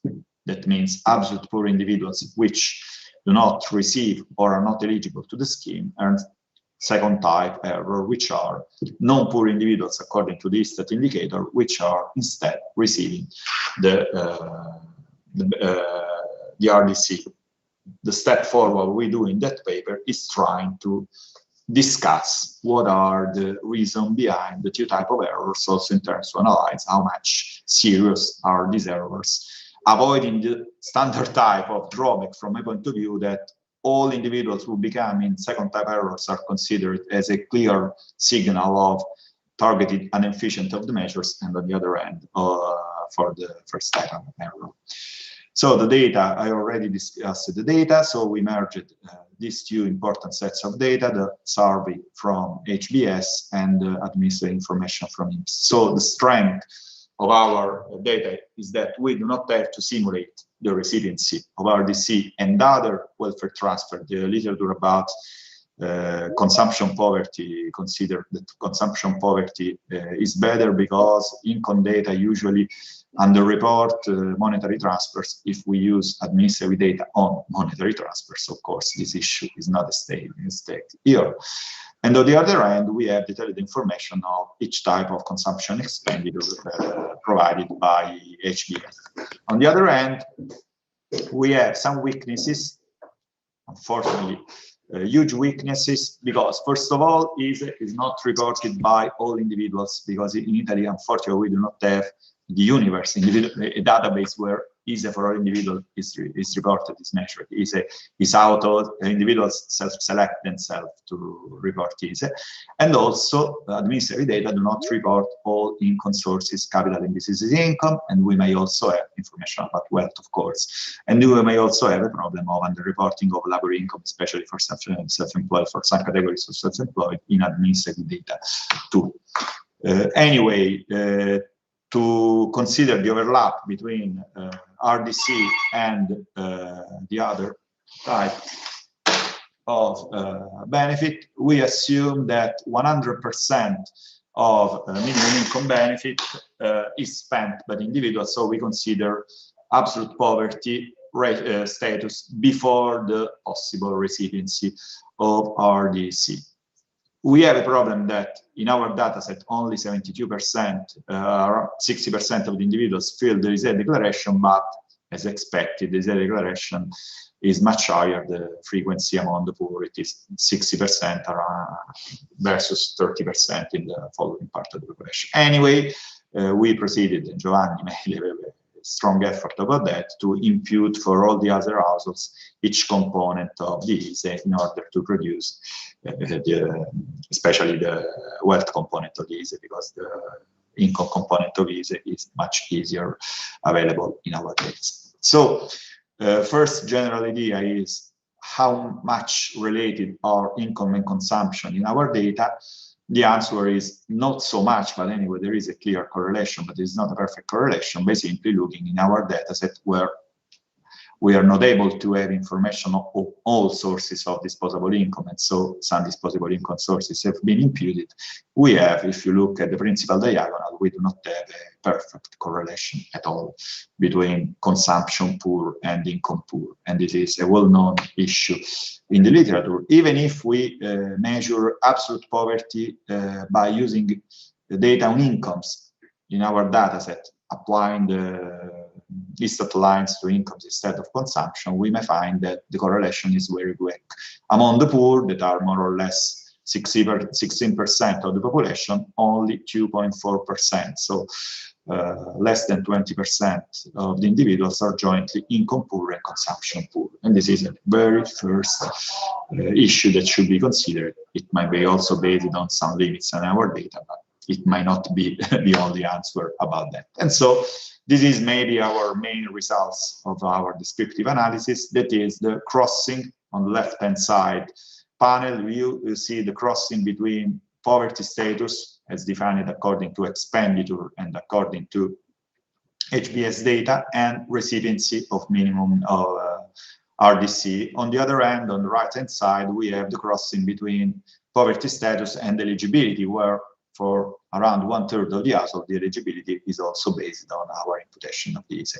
What strikingly emerges here that if we look at the recipients, if we look at the coverage rate, how many of the poor are covered, we find that around 1/4 only of absolute poor individuals are receiving minimum income, and the share increases to 1/3 when we consider the eligible individuals on the right-hand side panel.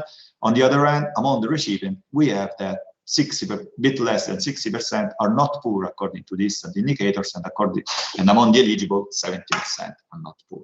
What we may conclude from that? A very simple conclusion is RDC is very badly designed, RDC is unuseful, is paid to tax evaders, and so on. It might be, of course, it is of truth, but it's not only the only piece of truth, because other piece of truth also regards how we define the poor. Anyway, problems of design emerge if we look at coverage rate by household characteristics, because as you may observe, an average of coverage rate of 25% for the population, the dotted line, much increased when we consider those living in the south, and this is much lower in the north, because of course absolute thresholds differ across areas, while the necessity condition as known, and I agree with the choice, are homogeneous across the Italian territory. On the other hand, we have that some problems might emerge instead by looking at consumption, because as we may know that among the elderly, where we have consumption poor but a lower income poverty, we are indeed that the crossing is much lower. Interestingly, no patterns emerge and concern household size, but we will discuss in more detail. Now I arrive at the conclusion briefly by looking at a focus on what is within our first type of error. So who are the households in our sample which are consumption poor but are not receiving the RDC? Here we made that type of graphical representation when we have three sets of possible explanations that might cross each other. One caveat is very important. The size of the circle is the same, even if the number of individuals under any condition is very different. So I suggest you to focus to the relative importance to the numbers instead of the size of the areas. But what we have here, we have more or less 1,400,000 households which are in the first type error. Among those households, we have that 90% do not satisfy at least one of the conditions of the RDC. And according to our idea of a possible bad design, we have that in many cases there is a single condition that is not satisfied. And as you can notice, a large set of these households, more or less half of these households, have presented this A declaration. So we have individuals who present this A, but anyway do not satisfy the condition but are absolute poor. And this is maybe our first set where a different design of minimum income might help a lot. Anyway, we have, and this is on the other hand, text in question, discussed the validity of the approach followed by ISTA to our idea of absolute poverty. We have a very large number of households, more than 500,000 households, which do not are absolute poor, do not receive minimum income, but in the HBS report that their living standard is adequate or very adequate to their needs. And so there is something that this is not. We have also a few individuals which do not make this classification, and they might be considered maybe as opportunity, those who do not self-select because they do not want to be controlled, but this is a limited value from the other point of view. We have also a large number of individuals which do not present this declaration in the first type error, more or less 50%. The question here to be investigated much more in detail, also by using other pieces of information, is, are they self-selecting, so they do not present this A because they know that do not satisfy the conditions, or they are individuals in bad condition that are self-selected because by tight eligibility conditions. As concerned the second type error, we are able to classify according to some categories possible limits of design or of the household the consumption survey, because we have on the one hand individuals which are not poor receive the benefits, but in many cases their consumption is maybe too much magnified by the household, the HBS, because these are households which in a year have made some expending for extraordinary expenses, for instance, for durable goods or for repairing of the house, but anyway, they might be in bad conditions and they have extraordinary expenses, and this is a well-known problem when measuring consumption. On the other hand, we have not negligible share of households, which here we define as consumption smoothing households, 15,000 households, which have had, by looking at INPS data, income shocks in the same year, but after the interview in the HBS. And so this might explain that value. Anyway, we have an issue related to more or less 40% of the individuals which are in that cell in the second type error, individuals would anyway have a low income, and so they satisfy all these conditions, but they have high consumption. In that group, evaders might be. So evasion, tax evasion, income reporting is clearly a problem, but it's not the only answer to bad matching between poverty and income recipiency. So we might take some consideration, some conclusive consideration for the discussion. The well-known design of limits of RDC, I cannot say further words because they are clear. Anyway, we should try to investigate much more detail on the reporting issues. We are trying to improve our capacity to observe incomes in our dataset, but what is important to conclude is that bad matching might be due to many causes, not only simply to the fact that we have cells. On the one hand, we have the poor who deserve, on the other hand, we have the underserving recipients. Picture is much more complex than it appears from that value. Also because, even if this is not the focus of this panel, but anyway, be careful that from both theoretical and empirical levels, measuring poverty by looking at consumption might be a lot of drawbacks. First of all, because theoretically, the theory about poverty suggests using consumption because consumption is more stable, following Modigliani assumption and so on, Friedman permanent hypothesis and so on. But what should be stressed is that empirical data are only allowed to measure expenditure, where expenditure is something that is clearly different from consumption. And there is also the problem of preferences, and Massimo Aprea, that is working extensively on that. There are a lot of issues related to a consumption survey to measure those who are more in need. So the issue, even if our results are shocking, because it seems that there is no overlapping at all, we need to go in detail to analyze case by case the reason of the bad overlapping. And from a policy point of view, we should anyway clearly improve the design, because there are clearly target inefficiency due to the design and also to the lack of transparency of the criteria that were set by the legislator in 2019, maybe mostly related to budget constraints. On the other hand, we should made a target efficiency analysis by using different poverty concepts, without considering that we know who are the poor and what these are the absolute poor individuals defined by ISTAT. Also because, to simplify, the ISTAT indicator is an indicator that is maybe very good to measure the trend of the indicator, is much more precise to measure, for the reasons I said previously, the individual status. Maybe one problem that comes for Italy, that we have a limited set of self-selecting individuals presenting this declaration, might improve in the future because the number of ISA declaration will highly increase because of the reform of the assegno unico familiare.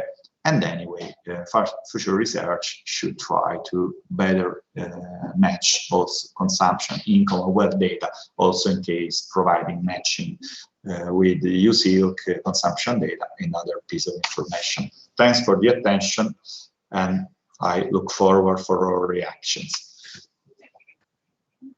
Thank you, Michele. I think time is running out, and in order to leave some time for questions and answers, I shall give the floor immediately to Professor Saraceno. I must thank her because when I asked her on behalf of Astril to give a presentation of the sheet, she accepted in spite of the commitment. So, Michele, you should switch your microphone, possibly. And so I thank you on behalf of Astril as well, Professor Saraceno, for this presentation. I remember that Professor Saraceno is also the chair of the scientific committee for the evaluation of the reddito di cittadinanza, citizenship income. Thank you, Professor. The floor is yours. Thank you for inviting me, also because I'm not only from the university, not from Astril, but also I'm not an economist. You should keep that in mind. Yes, but Astril is an interdisciplinary association. Okay, all those who have spoken this morning were economists, so I feel a little bit intimidated. I will try to share my... Okay. No? Okay. I don't see. Finestra. Okay. No, I cannot share. Okay. Can you see it? Yeah. Okay. You cannot see. Yes. Okay. Yes, that's fine. Thank you. Presentazione. Okay, dall'inizio. Okay, thank you. Very much has already been said about the reddito di cittadinanza by the previous presentation, so I will not develop all the details of its design, but focus mainly on the critical points of the design. The last presentation by Raitano was very interesting because it addressed conceptual issues, which is conceptual, but also what are the indicators? So what do we mean by poverty, but also what kind of indicators, and the debate about whether income or consumption are the good indicator is a long-standing debate, which has not yet been solved also at the international level. But it is certainly true that in Italy, since differently from other countries, we have an absolute poverty indicator which has been developed over the years by ISTAT. So for many years we have discussed about poverty using the ISTAT indicator, particularly the absolute poverty indicator. Now with the reddito di cittadinanza, which has, although it speaks about poverty in terms of absolute poverty, it actually uses not the same ISTAT indicator. We have two different measurements of what poverty should be, and that makes for a lot of debate and confusion. In all countries, the distinction between, let's say, statistical estimate of poverty and the administrative definition of poverty somewhat differ because also of organizational and administrative needs. but certainly in Italy, the gap, or not the gap, but the difference between the two can be quite great. Okay, I just go over very quickly on the reddito di cittadinanza design only for the purpose of my presentation, so I give as known what has already been said. Maybe what has not been pointed out yet is that it is a mixed instrument that includes both financial support and activation measures, and some of the critical issues concern also this, and is based on a double-step household means test. It has been already been mentioned. First, there is this ISE, so you have to have a given ISE, but then there is a second step, which has been mentioned particularly by Raitano, uses even a different equivalence. It has two problems. One is it includes a different equivalence scale from that which is included in ISE, but also that each of the second step requirements must be fulfilled. So there is no compensation between the different requirements. And there are two different activation paths, but irrespective on the one is towards work and the other is toward what is called social inclusion. But irrespective of the path, the beneficiaries are actually directed to. All adults must declare to be available for work. And the activation part is the responsibility of the employment agency in the case of the employment activation part, or the social services at the municipalities in the case of the social inclusion pact. And what are the problematic points from the commission, the scientific commission I chair, but also by the Alleanza contro la Povertà, I think. There are problematic points in the design, but also in the implementation, and those two should be kept different, separate. Okay, some of the problematic points in the design have been much more sophisticated, in a much more sophisticated way pointed out by Raitano, but I think I could add a few one. One has to do with the amount, with the way the basic amount has been defined, and therefore the poverty threshold has been defined. The poverty threshold has been identified in relationship with the relative poverty in 2017. Why that? Because this was when the Five-Star Movement first elaborated its proposal. It was 2017, and they were interested in relative poverty, and therefore they took the relative poverty of 2017, and the 750 euros a month, which is the basic amount that then it has been articulated in two parts, comes from there. Not from not in relationship to any absolute poverty threshold. But when the law was entered the parliament and was eventually approved in 2019, given the available budget, then, if I remember correctly, was 7 billion euros, in order to keep intact the individual matter, the 750 euros, which had become the flag point of the Five-Star Movement.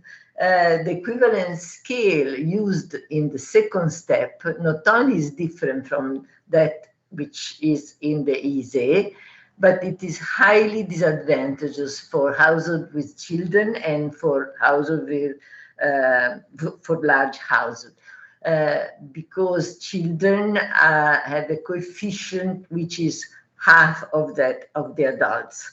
I would say that it is in between the ISE equivalent scale and the OECD equivalent scale. But with no other reason, that there is not a conceptual reasoning behind this equivalent scale, only the idea that they should stay in the budget while keeping the amount they had promised for an individual person. A second step, which has not so much to, a second choice which was made, not so much because of budgetary reason, but of political reason, given the kind of coalition which was in government in 2019, was a very high residence requirement for which excludes a large quota of poor foreign households. 10 years is even double the requirement for having a long-term sojourn permit. But there are also additional problematic points in the design, because some of the norms of the rules de facto discourage beneficiaries from working in the regular labor market, because for each euro which is earned through work is taken away from the, so there is a very high marginal aliquota.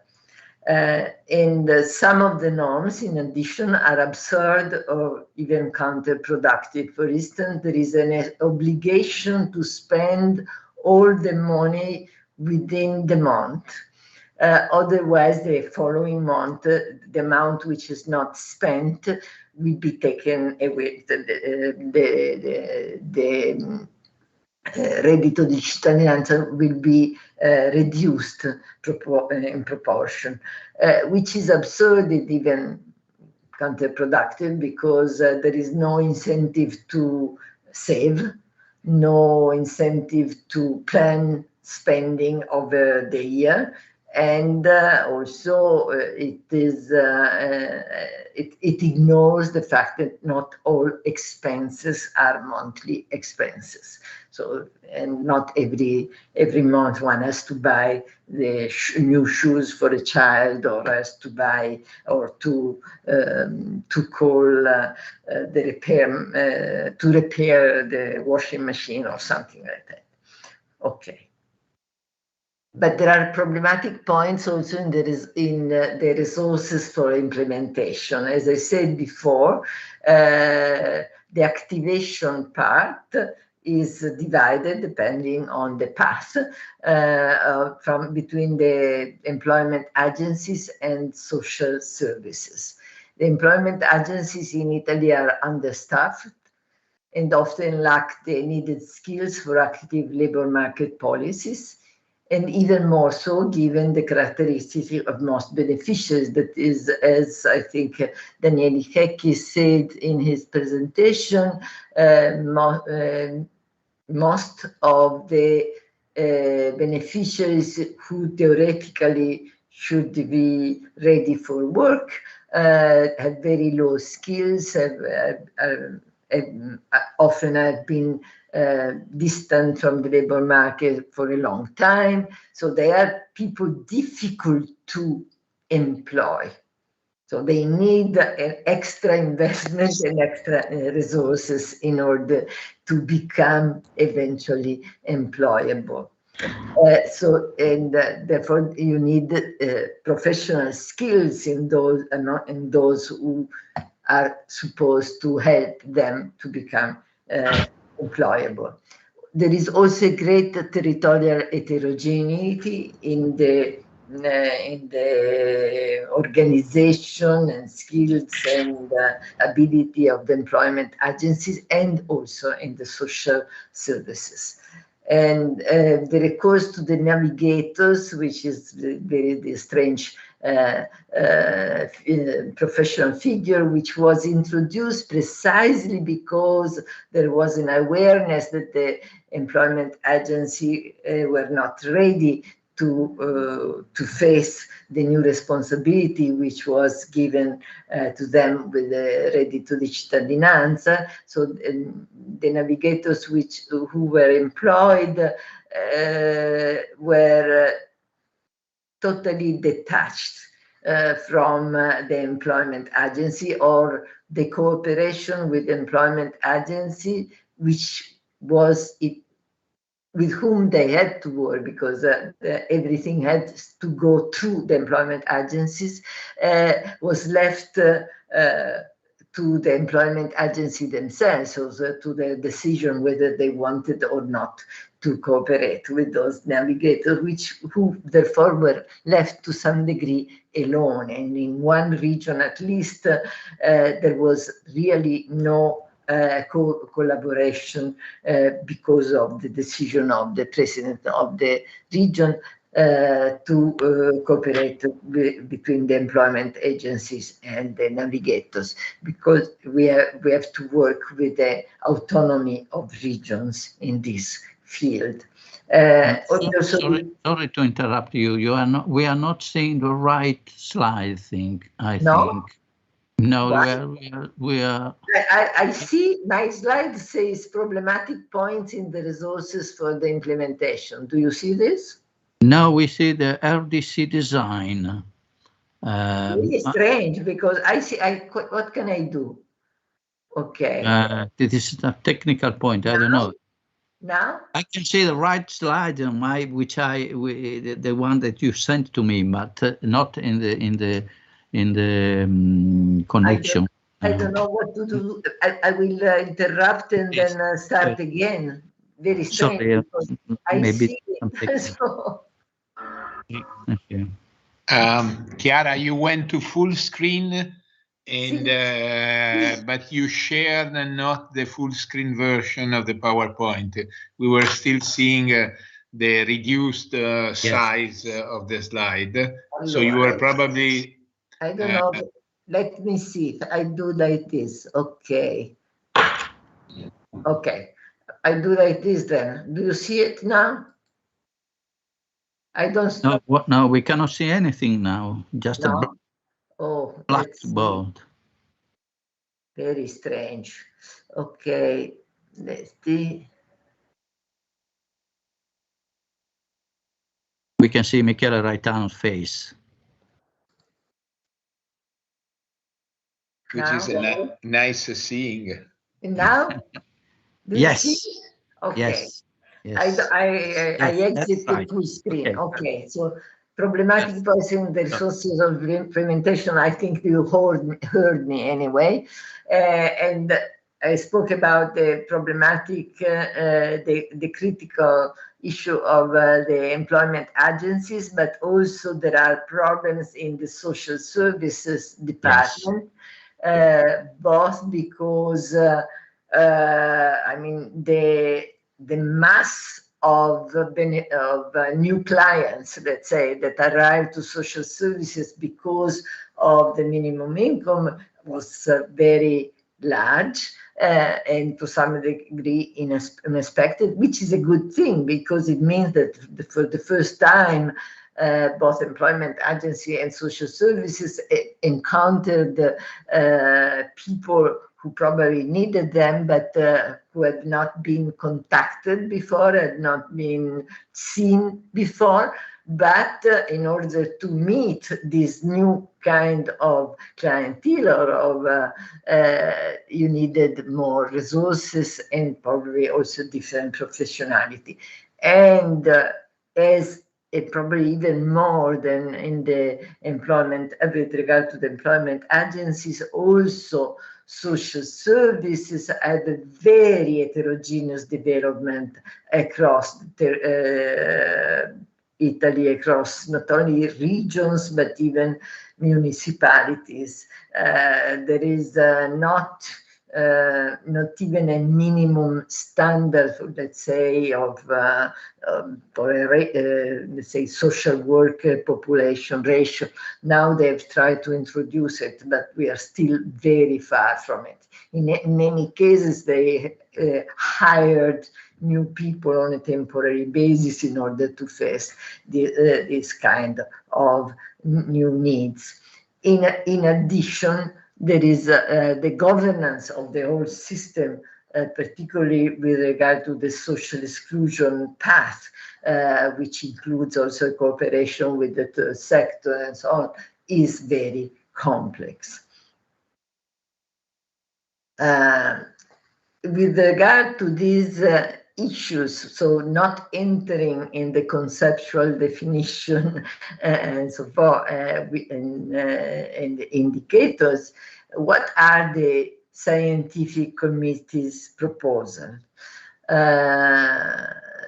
We made 10 proposals. We could have made many more because the details are very important, but we made 10, which we thought were the most urgent and even the most practicable in the short term, but the government did not agree given the results. Anyway, what we proposed was having at least the residence requisite. I should add here that even this would probably fall under a negative judgment by the European Court of Justice and by the Constitutional Court if somebody will take the initiative to take it to these two courts, because a recent a sentence by the European Court followed a few days ago by a Constitutional Court decision declared against European rules, but also against Article 3 of the Italian Constitution, the requirement in the case of the bonus bebè and in the case of the maternity indemnity for low-income, non-insured mothers, declared that the requirement that was in the Italian system by which in order to access these two benefits, you have to have at least the long-term permit of sojourn, which requires 5 years of legal residence, is not allowed. So 2 years of residence should be enough, or even having a labor contract of at least 6 months. So we are even the request by the committee I chair to reduce to 5 from 10 the years of residence would probably incur into the a negative sentence, but both at the European at the national level. But even so, it was considered not proposable by the government. Reducing the maximum, a second proposal is reducing the maximum amount for a single person from 6,000 euros to 5,400, but contextually change the second level equivalence scale, equalizing adults and children. One could discuss whether a child costs more than adults. There is a debate, but certainly if we enter this debate, we should differentiate by age, not only between under 18 and above 18. So that kind of discussion. When I discuss this issue, I always tell of what happened in Germany a few years ago, when the issue of how much a child should be worth in the minimum income scheme in Germany. The German court, constitutional court, declared that in order to fix the amount, a sound empirical argument should be made about the cost of children of different ages. So it could not be decided administratively without any empirical and scientifically grounded evidence. And it added that in order to assess the needs of a child, not only basic needs should be considered, but also the needs and rights, the right to practice a sport, to learn, to practice a hobby, to learn to play a musical instrument, so on. It was a very interesting sentence, which in Italy apparently is out of the world. A third proposal is to differentiate the amount which is given to those who live in a rented housing according to the household size. At present, the amount is 250 euros, which but is given whether you live alone or you are a 5 people household. A fourth proposal.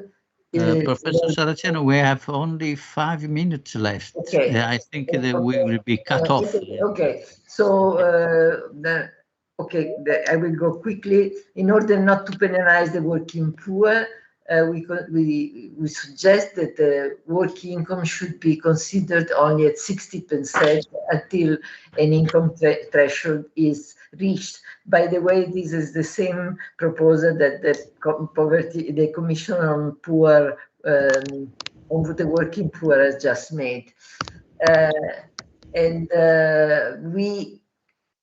We suggest not to require the availability for work at the moment of the request for the citizens' income, but only after the assessment of whether the path toward employment or toward social inclusion is made. And there are different other suggestion concerning what adequate job should be considered and what kind of incentives should be given in what condition to employers who employ a beneficiary of the minimum income. Thanks. Ok. Abbiamo finito questo. Cioè, una cosa, ma mi devi credere? Cioè, no, adesso aspetta che è finita questa. Sospeso. There are some interference. Sì. Pardon? What? Io ho finito. Ah, grazie. Thank you very much. I think we can. Well, as a general comment, I would say that although this commission was set up by the government, I can say that only partially the conclusion, the proposal of the commission have been accepted by the government, which is a paradox. I mean, none at all. This is surprising. Okay, if we thank you. If we can have some extra time, say 10 minutes or 15 minutes, I should give the floor to the audience for some questions and answers. I don't know how technically this can happen. Perhaps people who want to pose questions can raise their hands, and then the technician should allow them to speak. Oh, I have no answer on this point.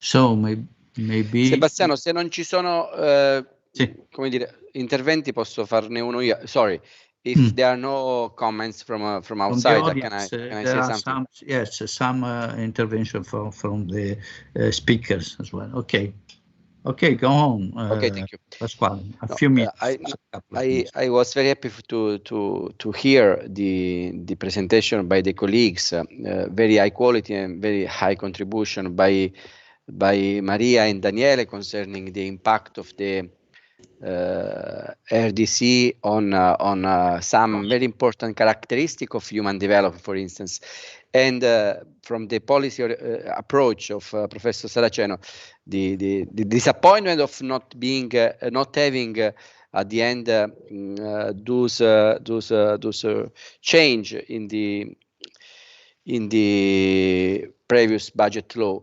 But I think the contribution by the Commission of Saraceno was very important, in fact, to clean the debate, by the even to give a contribution to the mainstream newspaper, which in fact after that probably started to change approach and started to treat the data and the contribution by experts in a more serious way rather than what they did in the previous year. So I would say that even if the contribution of the Commission was not received, at least now in the law, it was very important for the debate. And finally, let me say something concerning the contribution by Michele Raitano. I've been saying for the past 3 years one thing very important, I think, that today is confirmed by Raitano, which is the fact that unfortunately poverty is not exactly represented by the statistical office in all over the world, probably, which consider only poverty line or in the different way based on consumption basket inappropriate, I would say. And today we have some, and in fact, when we see some discrepancies, some not overlapping between administrative intervention, administrative measure, as can be the RDC, and between the statistical representation of this variable. Well, we should not be now then surprised by the fact that there is no overlapping, because probably as Michele was arguing, consumption depends on different measures, is stable, they are saving. Today they are evolution in the consumption, which are very much impacted by technology, by the social preference of the people. So basically, I will say that a debate should open up concerning the way statistical office in all over the world represent poverty, but in particular in Italy, concerning our country, as we know, which is characterized by a very strong discrepancy between what are the formal data and what is the actual or real data concerning the income and concerning the flow of the wealth in the country. So the paper of Raitano in this respect open up a very important issue, which I think, Sebastiano, we should promote.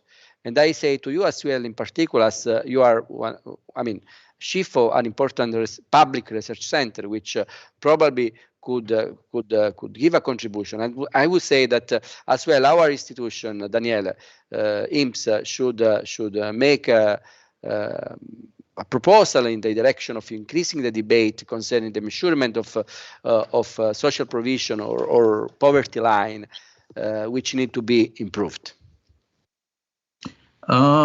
Yes. Can I reply, Sebastiano, at the end afterwards? I accept this suggestion. We have a structure in research structure in INAPP, which is particularly devoted to social inclusion and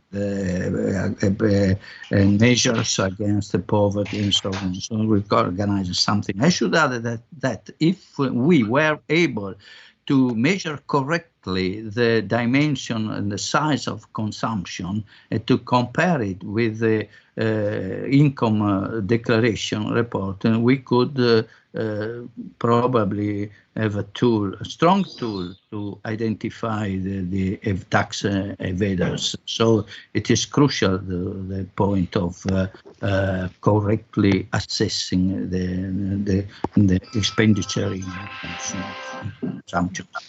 Any other? Michele, please.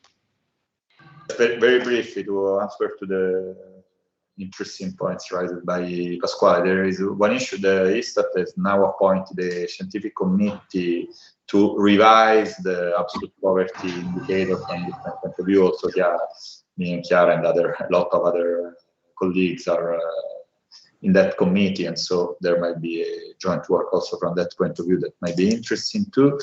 More in general, I would argue an issue that there was one short paper by me and Maurizio Penzini some years ago on Etica Economia that was provocatively named Aboliamo la povertà, abolish poverty, because the problem is that poverty is very complex to exactly identify what is the poor according to judgment values, according to data, to limits. What we may agree are on some basic characteristics that are much easier to define, that we want individuals satisfy independently of trying to create very complex hundreds or thousands thresholds. And on the other hand, I consider that what we should include, and also with respect to policy advisor, is the transparency of why certain misstated conditions are considered completely in accordance to the point raised by the Chiara Commission, the Chiara Saraceno Commission, because the problem is why you consider, for instance, wealth in 3 different indicators with respect to the ISE, with respect to capital income, with respect to the monetary indicator, why you choose a certain line, what is based, and anyway, what is the transparency to assess both sides. So my conclusion was that we need to be starting from that point after 2 years from the introduction of the crucial measure and 15 years from the introduction of a very interesting idea of absolute poverty as that's followed by ISTAT. It is a unique at European Union level. We should now make a step forward to investigate without having paraocchi, as we say in Italy, both type of issues. And so I look forward to have further occasions to discuss altogether these issues. Well, I've been advised that the parallel session are starting, and since we do not have any coffee break, but there is a continual transfer now, moved to the parallel session, I'm afraid I must close this session unless we want to continue discussion among us. Perhaps the parallel started, so we need to go. Parallel session has started, so we must leave now. I thank you very much, all of them, for your contribution, and I think the discussion can be taken and put on forward on new steps in other locations, other occasions, and the process of improving considerations, measures, and policy choices about these themes can go on with the help of this scientific basis. Okay, thank you very much again to all of you on behalf of Astral, and see you in next occasion and next initiatives. Bye-bye to all. Thank you. Thanks a lot to all of you. Bye, thanks.